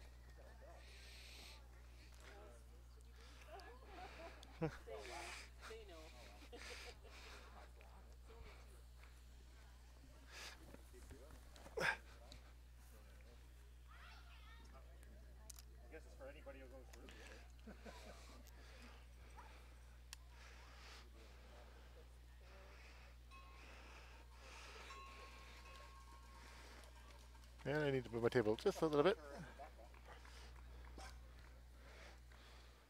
And we got our fourth women, Rebecca Kesselbeck. Oh, fourth and fifth, Rebecca and Taylor.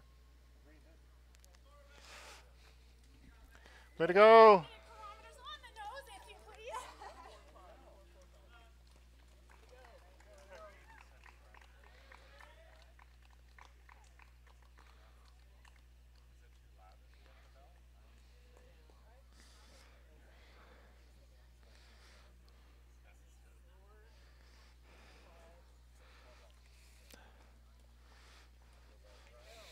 Couple of guests, 456, just Matt Nickel, and 485.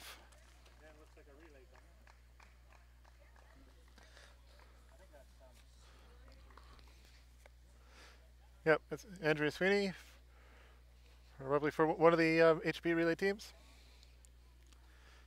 Go, Andrea.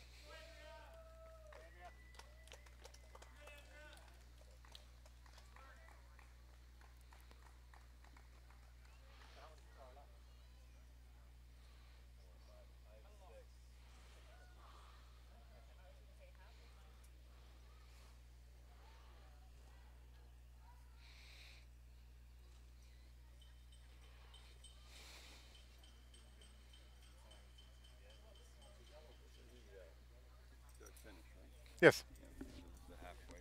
Yep.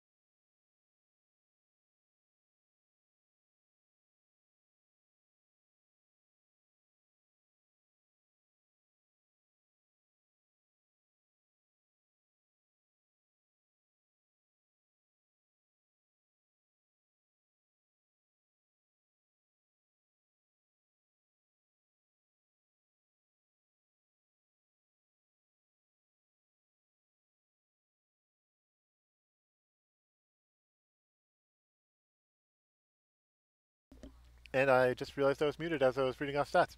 So that was Patrick Kelly was the last guy through.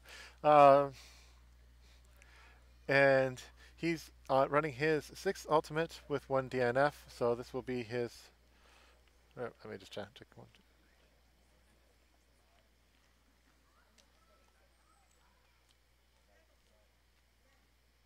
This is his 7th ultimate with 1 DNF, so this will be his 6th completion.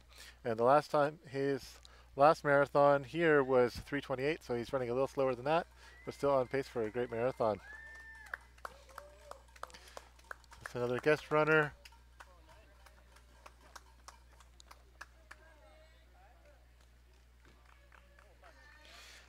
Well, that was Costas. And he's ran the ultimate as well several times.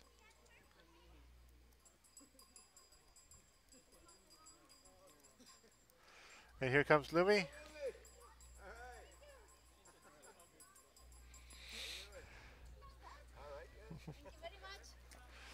So Costas actually only ran the ultimate once. And he ran in 2009 with the DNF in 2015, where he did not start or did not finish Bechtel. But when he ran in 2009, he ran the marathon in 3 hours and 41 minutes. And he's about on pace for that right now.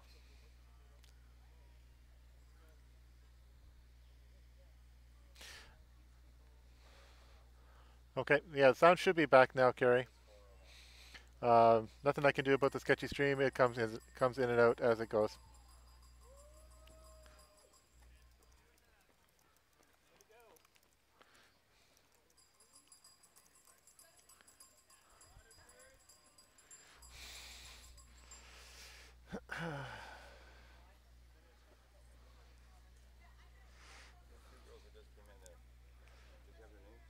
Oh, did it just go? So Lumi was the ultimate. I know Lumi. Yeah, I didn't know who was running with her. That was they were Pacers. Yeah. Yep. And here comes Nicole Welsh, running her 3rd ultimate.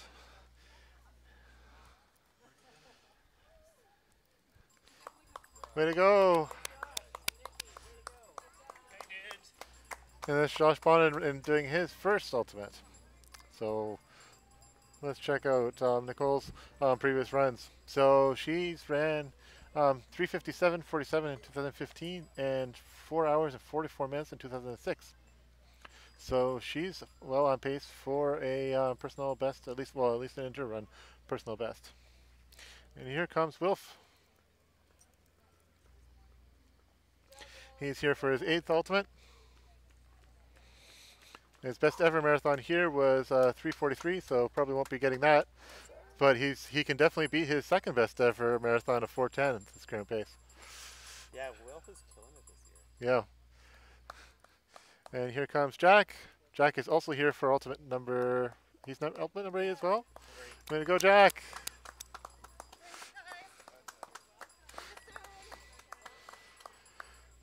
Yeah, so he's definitely not running as fastest, but still great. I can't look up bib numbers. Oh, and here we got a couple more ultimates coming in. We got Merlin and I forget her name, unfortunately. But pulling up Merlin's previous times. So last time he only has 1 finish at the ultimate, and he ran 4:06 marathon then. So he's way ahead of that as well. So we're seeing a lot of really good marathons today. A lot of people out to set PBs or like personal 2nd bests.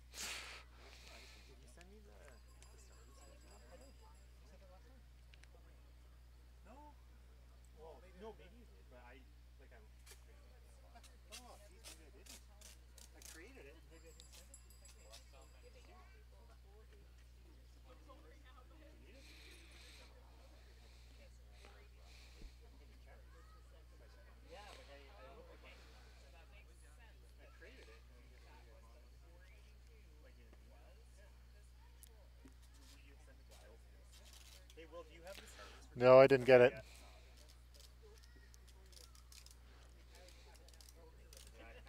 Oh, I actually,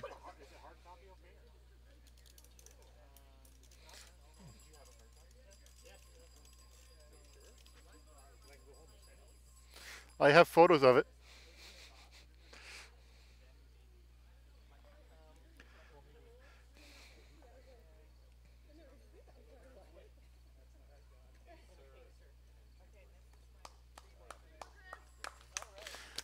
There's Chris Mintz running for the rare bit relay.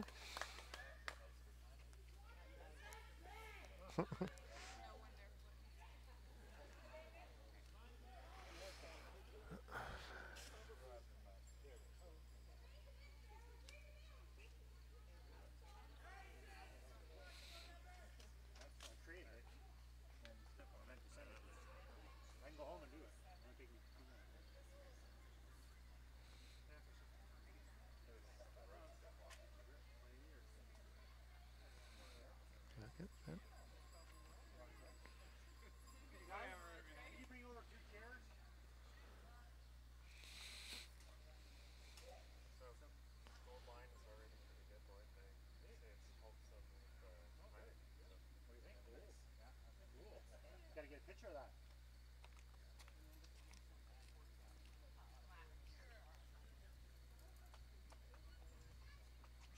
Anybody got a marker? I got. Anybody got a permanent marker? Yeah. Permanent marker? I know I got one in my bag. Who's written ENDURrun on it? Oh, right. There's nothing in that bag. There's nothing. I got one in my truck.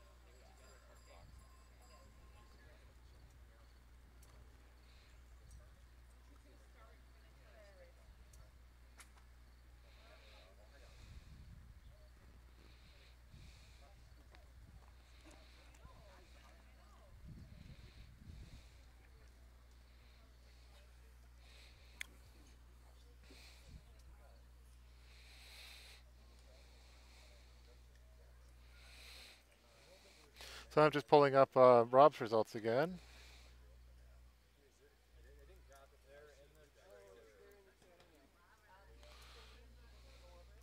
Yeah, so Rob last year ran 2:37.22, so we have about 40 minutes. No, that's not working.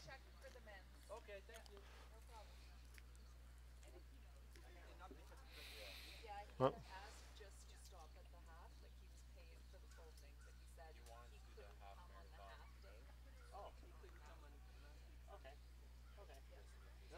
That's a lot better than if you get finished and run the 20. Oh, I see what you're saying. That's that, yeah. Okay, yeah, it gets a half. Said he had missed the half and wanted to know what his half time down the road. What that was at. Have I ENDURrun on?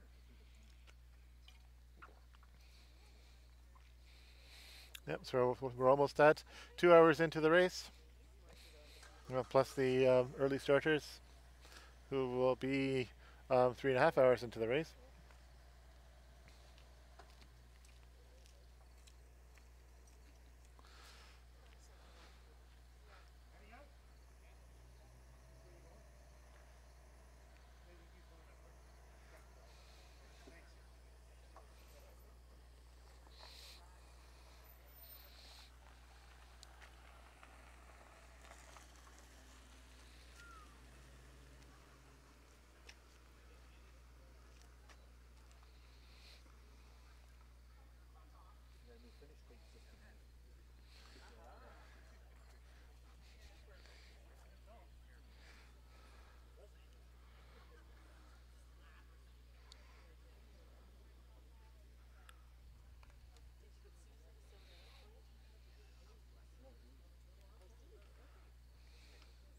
Hey guys, you gotta change the banner.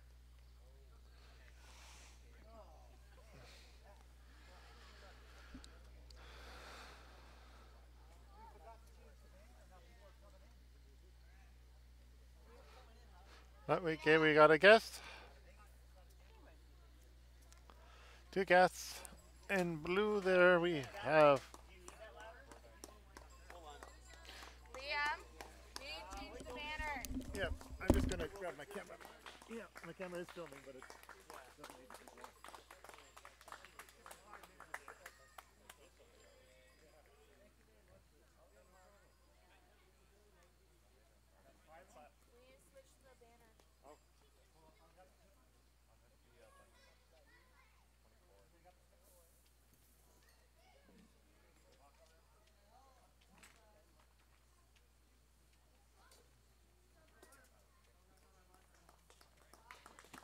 job, Mark.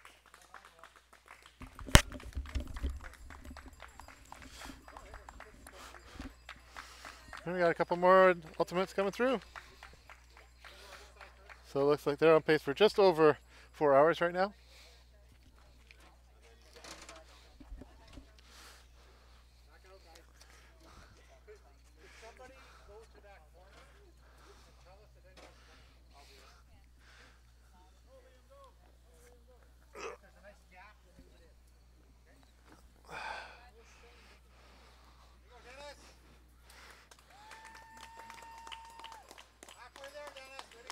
There you go, Dennis.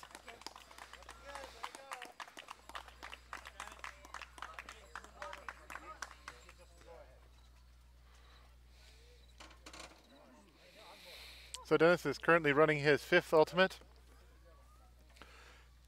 His best ever marathon was in 2011 of 3:34, but he's definitely not on pace for that. But he's still could easily beat his second best in 2012 of 4:06:57.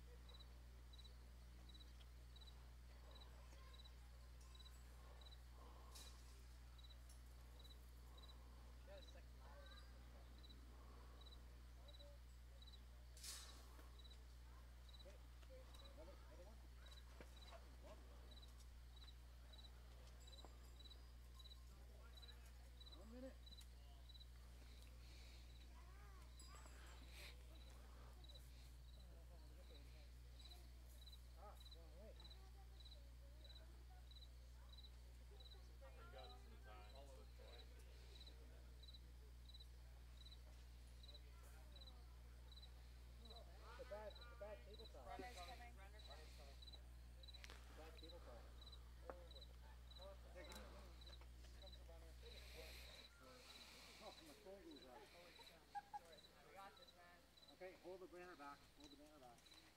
I got it. Get the ladder up. Here comes Dorothy Skianeka.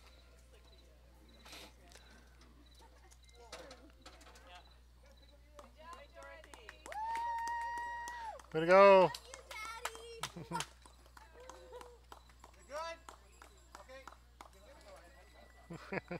All the action's happening behind you. Yeah, I know. I want to be in the shade. Oh no, I just yeah. Well.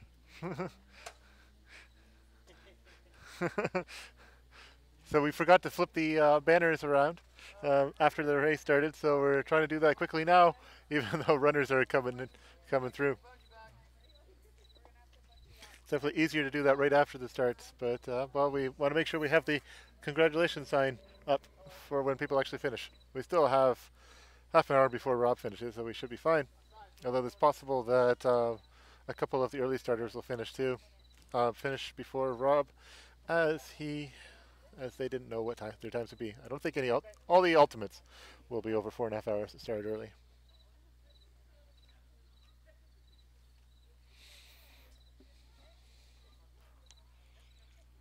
Hey, where's Carmen at? Runner coming.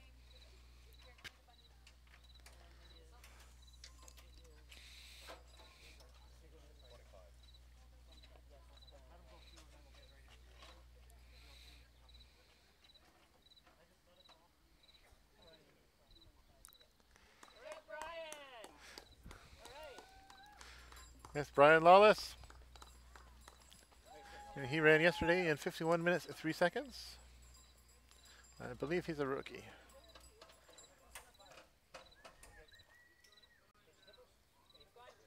Yes, yes.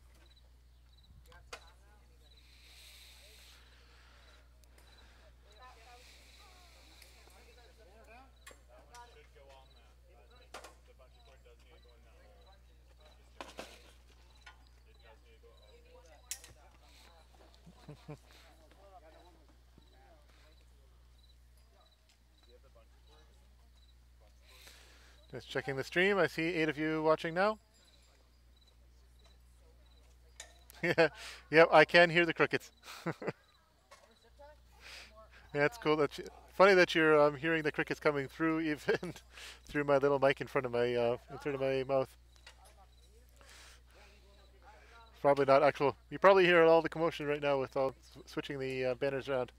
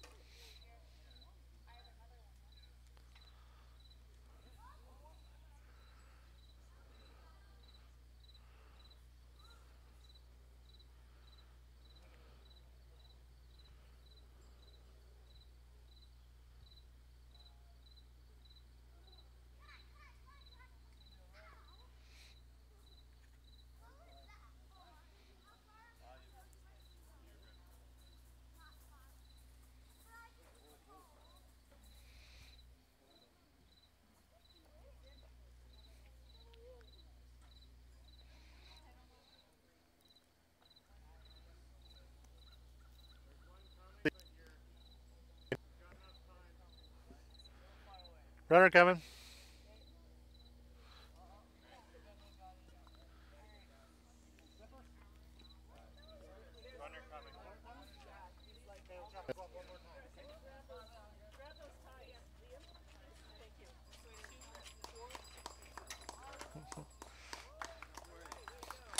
There you go.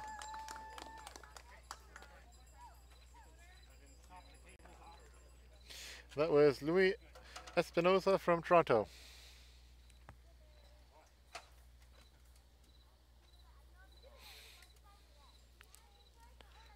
I see a picture from Facebook of the aid station at the 12K mark. It looks like somebody has conveniently left a nice comfy couch out there for the runners. Hopefully nobody makes too much of a use for that. Maybe a quick 1-minute nap, but not much longer than that.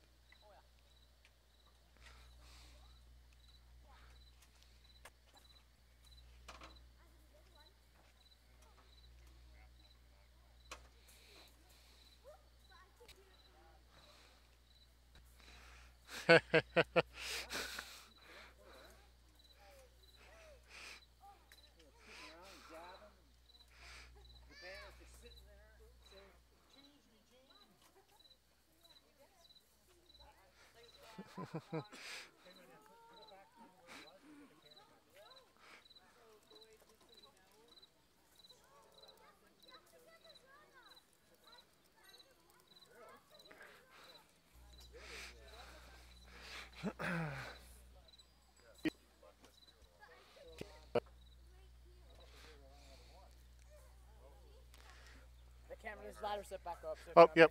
Yep. So I'm just going to go put my finish line camera back up, and I will be right back.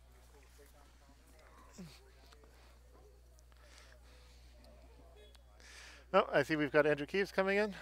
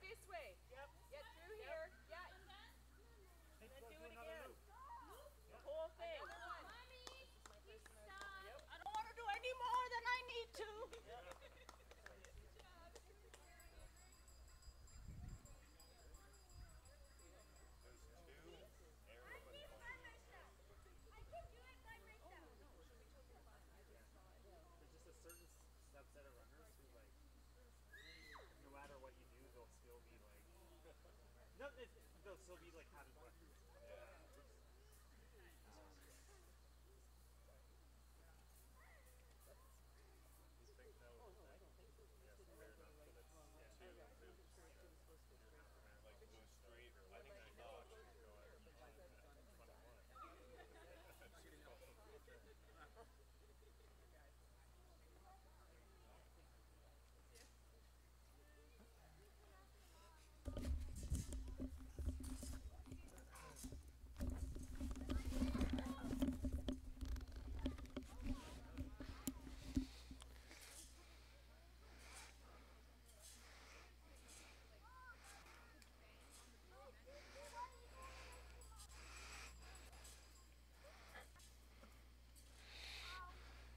Yeah, I see Ashley Samet's coming in. Ooh. Let's pull up Ashley's previous times. There you go, Ashley. I might be over 4:30, Lloyd. So her previous marathon when she last ran the ultimate, it was in 2016, was 4:13:25, and yep, she's unlikely she'll be beating that, but she certainly could be under 4:30. So she's not too much slower for the second lap.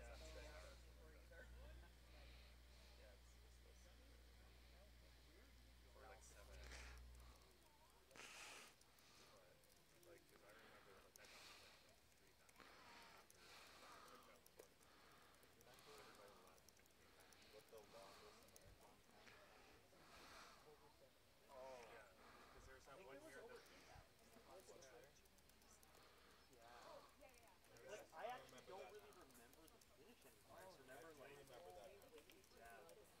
you remember? I think was it you that would have been driving us, or did you? Oh yeah. Because you drove us. Yeah. We were thinking of a course, and then we're like, "Are those runners?" Nah, they're probably just on their own. And then it's like, "Oh no, those are runners." They were so far. We had to like set back up some of the stuff. I remember having the stakes, the stake ones. We just reach out while we were still driving. Yeah.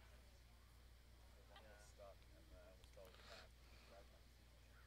Good times.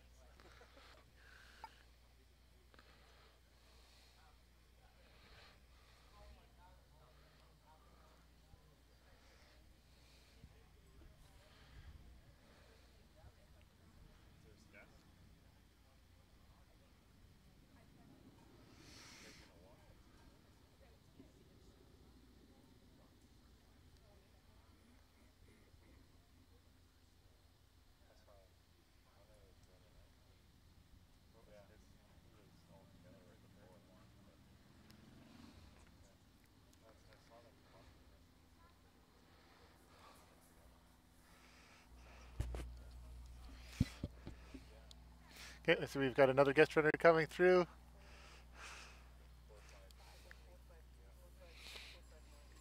459, that's Puya Amanishi from North York. There you go.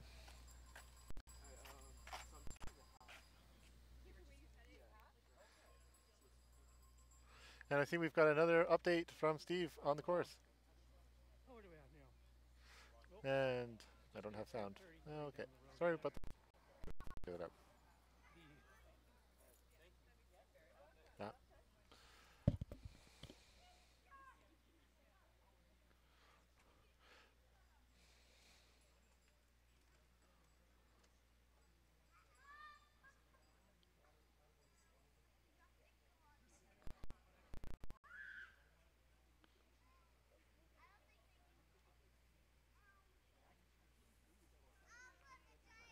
Okay, so what do we have now? Nope. We're just going to turn 33 down the road.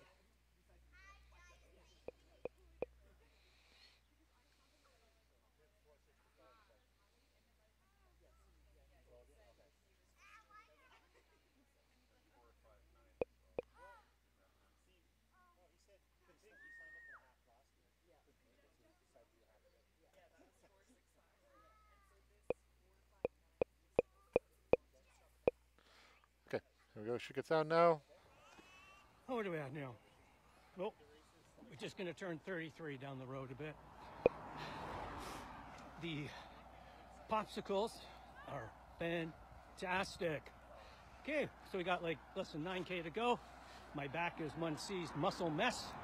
So we'll walk it in, have a beer at the end, and I'll have completed another ENDURrun.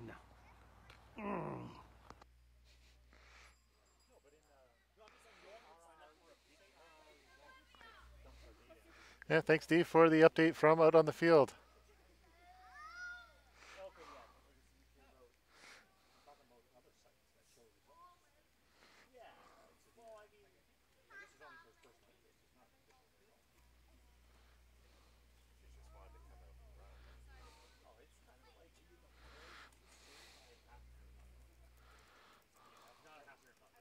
I'm not arguing that aspect. I'm saying he's coming, running the certified distance, and getting the time.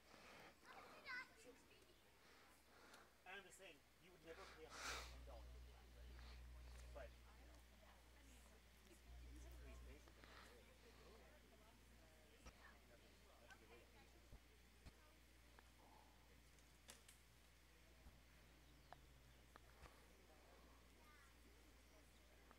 Is that gray or green?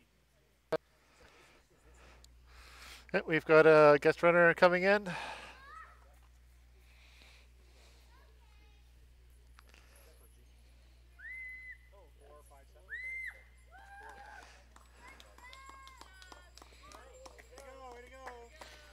So this is Virginia Lee from Toronto.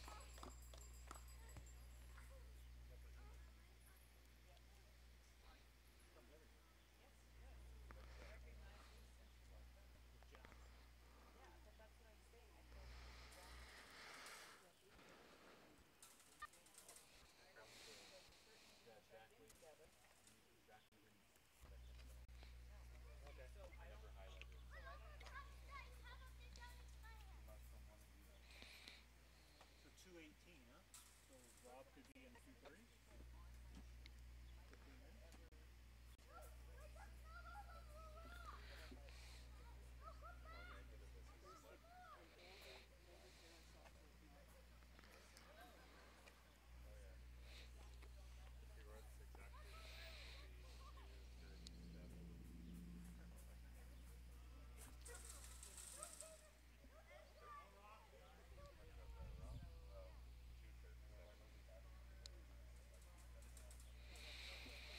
I see 10 of you guys watching the stream right now.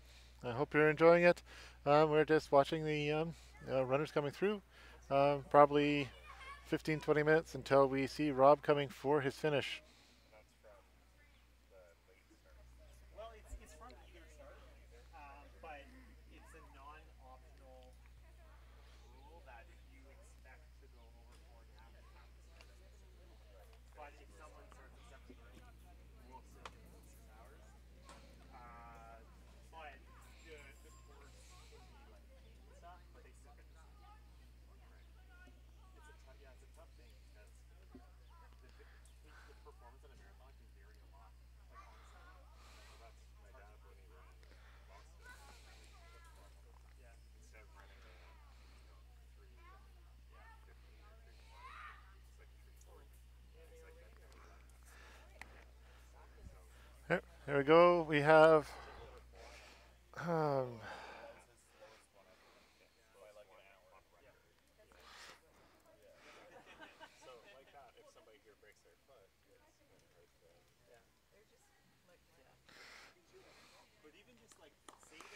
way to go.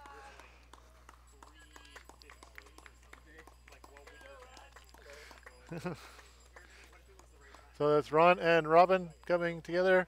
Robin has ran the sport at the ENDURrun a couple times. And let's just pull up Ron's results. So Ronald is running his second ultimate. And he ran the marathon last time, which was last year, in 4 hours, 18 minutes, and 14 seconds. So he's definitely well behind that pace. So I'm looking at closer to 4 hours and 40 minutes. Or, yeah, plus. Excuse me. Yep, so I see. Yeah, that was ultimate. Round. Yeah, so that's Robin Brunette. She's just a guest this year, but she ran the sport twice before, and she ran the marathon both times in 4:09:34 or 55. Both, she's within 20 seconds of each other. So that's an impressive consistency across 2 years of marathoning.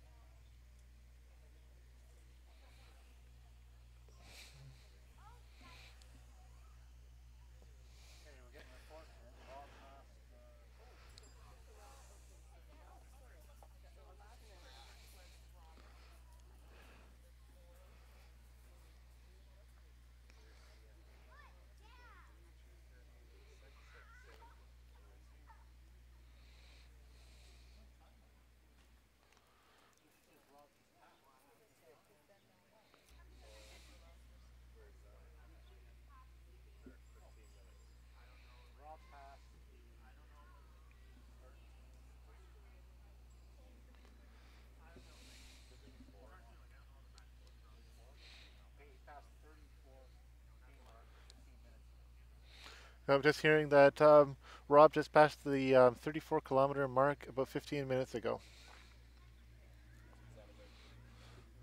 Yeah, so he should be somewhere around the 38-kilometer mark. 2 kilometers to go out of his 160 kilometers for the week.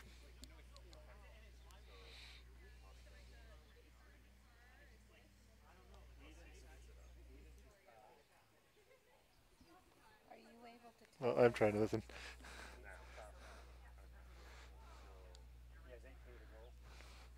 So Aiden has 8K to go.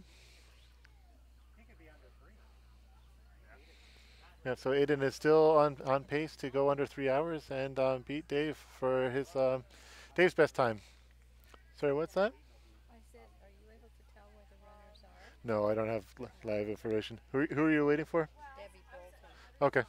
Yes, did Debbie start early? Do you know what time she was expecting? Somewhere around 10, I think, maybe 10:15. Okay.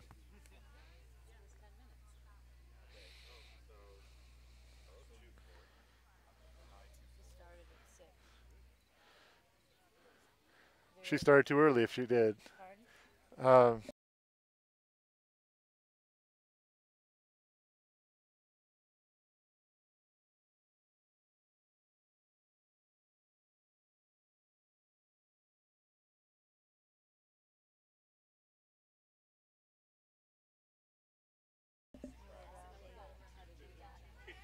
Something like that, I think. Okay.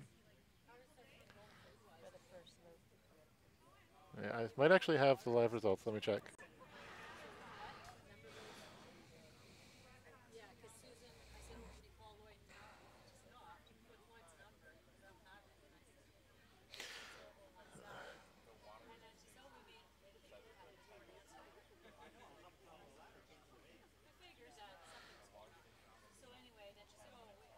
Yeah, so Debbie finished her first lap in 2 hours and 19 minutes, 57 seconds. 2 hours and 19 minutes? Yeah, so she's on pace for 4 hours and 40 minutes. So, yeah, so she'd be more like 10:40. She's hurting, that's why. Yeah. Well, it's a long week. Yeah, we were just talking about Debbie Bolton. She's got a family member here who's cheering her on and looking forward to seeing her coming through.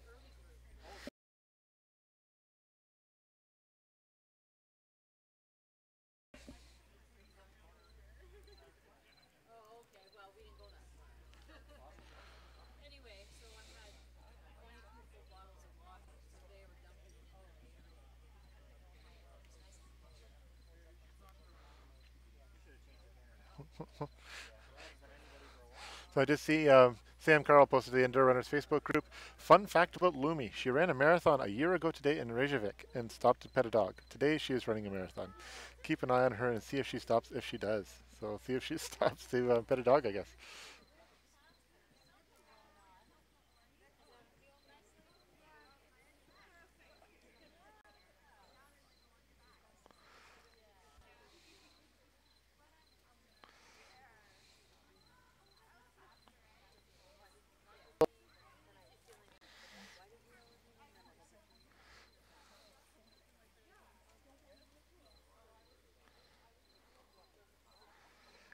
And I got another update from Steve Mahood out on the course. Play that for you now. Oh my God, look at the things you find on the road. Well, there's not the best popsicles ever. Ah! Sweaty gets here. So the latest intel from the course is there's a minute 30 gap at 30K. Okay, so minute 30 gap between the women? Yeah. Okay, so the women are about a minute and a half apart at the 30-kilometer mark. So it's pretty unlikely that Robin is going to be able to make up another 6 minutes in that time. Yeah, he needs 5:40. She was about a minute ahead of Val coming through here. Yeah. So it's still, she's pushing hard. It's probably, like Robin probably could, like you can't surge that fast. Not at this part of the marathon. Like that would be a major sandbag. Like that would have to really struggle. Yeah, with less than 12 kilometers left in the race, that's a lot of time to make up. Like 25 seconds a kilometer and still. It's a Robin and Val. Yeah. Oh. Well, Robin's ahead by 90 seconds at 30K, so. Yeah. And Rob is. Yeah, so Rob runs like probably going to be 2:36-ish, right? So we got less than 10 minutes till Rob gets through. Well, today, like, I mean, who's going to win today? It's hard to say, but either way, Val's probably going to win this. So have we ever had anybody take the gold jersey at stage 7? Yeah, 2008. So in 2008, yep. So we got multiple conversations going on at once. So someone did take the gold jersey in 2008, and what race was that? Joanne Bink she was leading all week. A close race though. I think it was about 5 minutes apart after 6 stages, and then Hello, this is Jordan. Yeah. So anyway, one of the epic finishes to the ultimate was in 2008.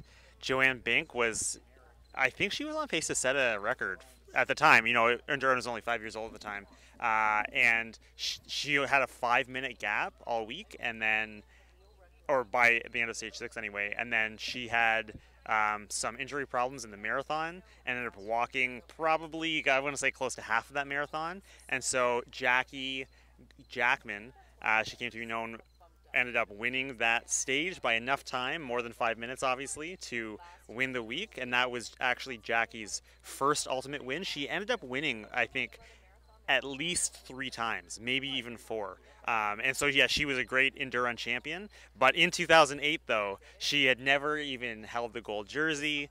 The only stage she won was the marathon. And so that was actually kind of exciting. Also kind of just very, just all the emotions involved with that.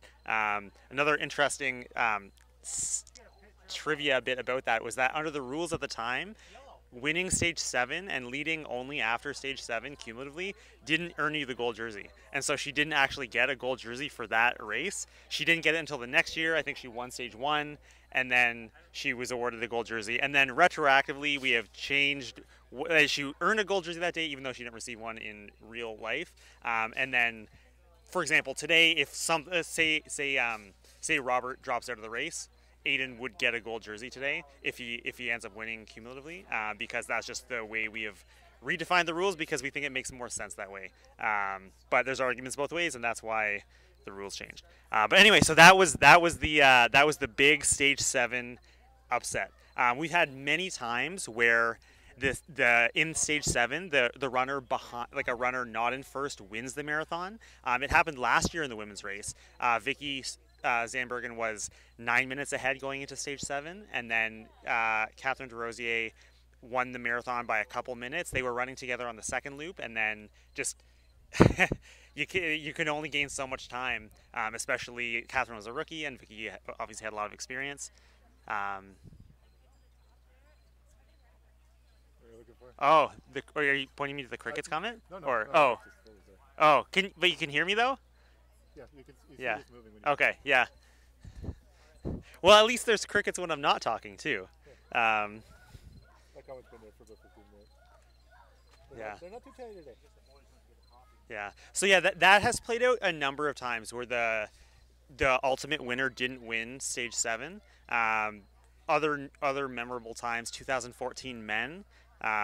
Stefan Goodmanson won that marathon, and he finished third, I believe. No, he didn't finish third in the week, but that was in that men's competition we had 5 different winners of the 7 stages. That was fun, but Matt Leduc held the jersey all week, and so I don't think he was in danger of losing it, but he didn't win the stage. Other epic battles, I think Steve Formanek, Bob Jackman, that was 2000 and... Can you pull Steve Formanek up in the results? Anyway, so Bob Jackman wins the first 2 stages, so he maintains gold for 2 days. Steve Formanek wins stage 3, cuts into the lead. He wins stage 4, takes... No, sorry. He takes the gold jersey at stage 3, then loses it at stage 4.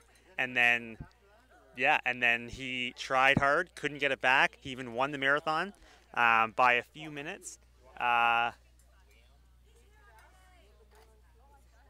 Yeah, so this would have been, I'm assuming it must have been 2008. The 2:54 marathon is what he did that day, and he probably had to gain about 4 minutes, I would guess, and just couldn't do it. Like, you know, Bob you can run with someone enough, and then when you get to, you know, Northfield Road, you just know that they can't gain that many minutes on you. So yeah, those are some of the memorable finishes, but it's very rare. It's only the one time where the win has actually been affected by stage 7. I just put you on camera. Oh, that's what you're doing. Okay, yeah, it's really back. Okay, yeah. So I thought you were trying to show me something specifically. Yeah.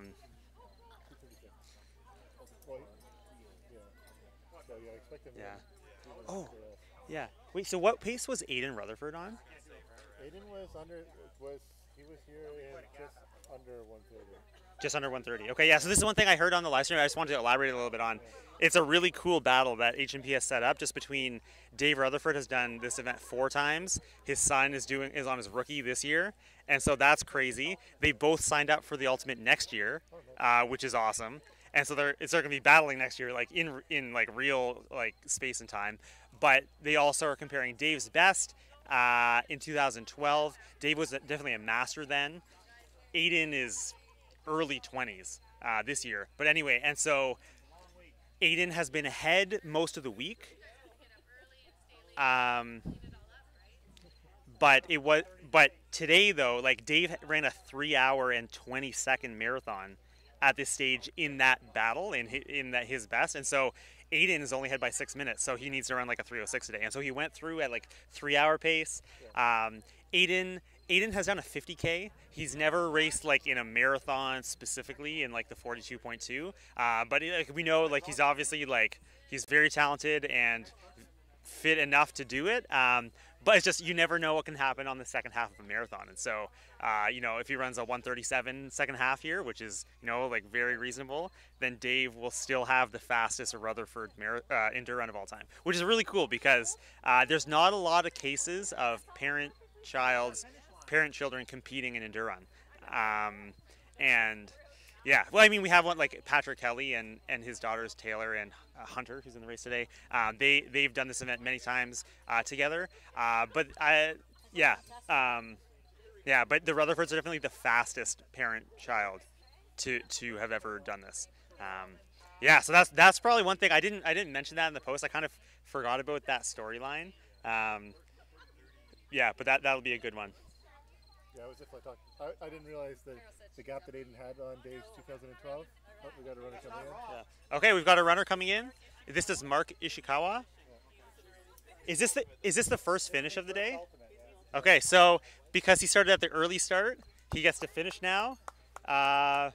This is well under 4.5 hours. 4:06. Yeah, but hey, this is 160K, 8 days, 7 stages. Yeah, what an accomplishment. So around, how many rookies are there in the Ultimate? There's, I don't know. Most of the people running today, at least in the Ultimate, have completed the Ultimate before. But Mark is a good example of someone who, yeah. Oh, another interesting tidbit about that. That is his 98th marathon. Wow. Wow. Yeah, and he hasn't even been running for that long. It's not like he's been running for, you know, like ever. Yeah, so a third of the field here today, just over a third. What's Rob's best time here? 2:35.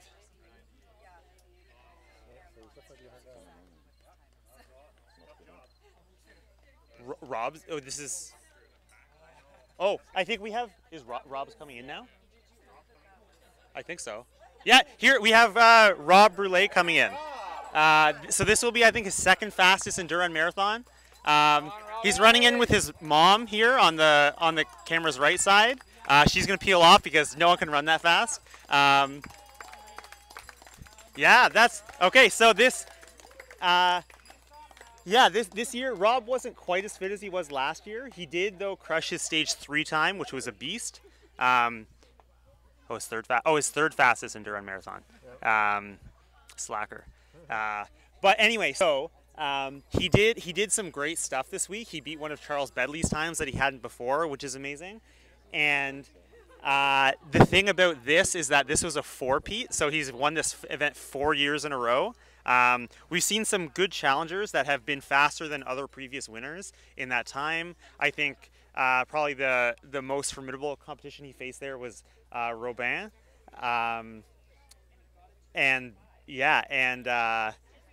Anyway, so to win that event, once and then to come back and defend, and we haven't got anyone that's really, you know, on his level in terms of. Go out and start doing some recruiting. Yeah, we need to recruit someone because, you know, Rob's taking all of our medium gold jerseys. But yeah, so that's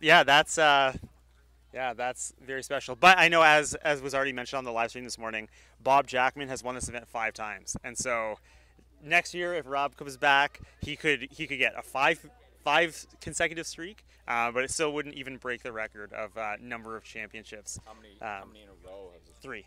There's been three. Yeah. So he's broken that record. So he's got Yeah. the most consecutive. Yeah. There's been 3 on the men and the women's side, but never. This is the first time 4. It's a new record, and so yeah, the way the start times are timed is that they're supposed to be. Well, I guess if people are running in the right start time, the first runner to cross the line usually would be the man who wins the marathon, or the winner of the marathon, I guess, which would usually be a man. But in this case, because Mark ran like a 4:06 or something, which is great, and you know, like, I don't want him to be out there for any longer, but yeah. So in this case, he got to break the tape first, which, you know, it's all right. I'm really glad that it wasn't in the shot. If Mark and Rob finished at the same time, that would have I don't know, the pictures would have suffered, and I think everyone's experience would have suffered a little bit. So yeah, that's why the start times and the seating times are really important, and yeah, but it doesn't really, the event's small enough that it doesn't really cause any problems. We have a few guest runners who are definitely running faster than 4:30. Yeah. Well, and so when you see the half split, it's like, well, who knows what that means, right? Like, but yeah, I guess sometimes, I mean, I don't know what his half split was, but it was obviously well under the pace. Yeah. We should. How far behind is Aiden? Do we know that? Behind Rob? Yeah. Like 40 minutes or something? No, just on the marathon. Like, when should we be seeing Aiden? Well, Aiden went through his half at 1:30. Yeah, so he's on 3-hour pace, so we should see him. We still got 20 minutes or more. Yeah. And I don't think we're even getting anyone or I guess now we're starting to get people in from the first heat wave, or the first start time. But I mean, Mark was really early, so we shouldn't really be getting any of those finishes in for still another 19 minutes as well. Yeah, like we did have a lot of guest runners that were ahead of 4:30 pace. So we probably will. So 4:30 for them is half an hour. Well, if we said 2:30 takes us to 3 hours, and 4 hours. Okay, so we have Brendan's asking, how is Nick doing? Well, we don't really know, but we've heard that I think Graham Stonebridge is pacing him right now for the second and I heard that he bumped his expectations to his C goal. So I don't know what that means, but it's probably not going to be a PB. Obviously, like we can tell from the split time. Yeah, so just looking at Nick's time, I was looking at Nick's time here.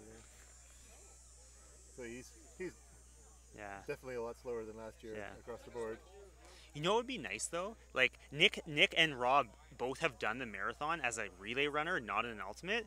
If there's a way to like just quickly get like I'd have to and then search marathon or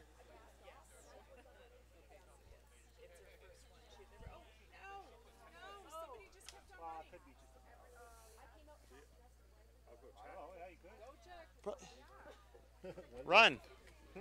So Nick ran the 2016 marathon in 2:57. Yeah, so Nick's gone sub 3 on this course twice, which is like a great feat. But he knows he's not in the shape this year, and so they had a shot at. So the H&P, they put in men's teams every year. Their best record is the 4th all-time record, and that time they set in 2016. And so for them to beat their own best time, he would have had to do a 2:55 today. And so that was just like, that was a real stretch. I know they were talking about it, but I mean, like, I don't know. That's just a lot to ask. I mean, I respect him for going for it, but I don't think he even did. It's hard to tell. And if he did, well, he's probably having a rough time at this time. Yeah. We love you, Nick.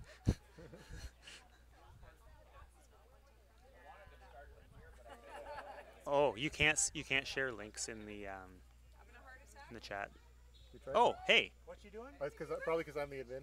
Oh, I was tried so hard. Then I tried like the dot and stuff, and it still wouldn't accept it. Yeah. And so I was just like, go to the ENDURrun website. Yeah. Yeah. So Brendan was asking for mixed splits. Well, here, you've got the mic. They can't.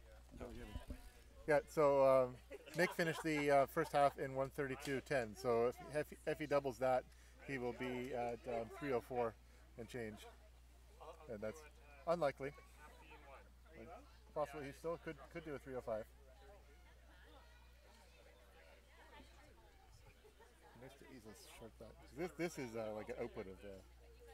It's not actually a spreadsheet. But when I'm looking at it, it's not actually a spreadsheet. I can't sort it in. I want to show you this. So I joined the Burley Trail Runners Facebook group a while ago. Okay. And they posted this to it. Oh, cool. So yeah. Apparently Spencer is, I guess he's one of the Burleys. He's a guest today. Yeah, that's your face. Yeah, and there's my face. So it said, what race is this? Waterloo Marathon. Like, yeah. We get that a lot, I think. Yeah, oh yeah. Well, yeah, we're in Waterloo and it's kind of. in Waterloo. We're in Waterloo region. It's a very similar course too. Yeah. To the half. There's not a lot of places they'll let you do a marathon around here. So, yeah. Cool. How many viewers do we have right now? 11 viewers right now. Hey. Yeah. What I really want is an update from the lead women.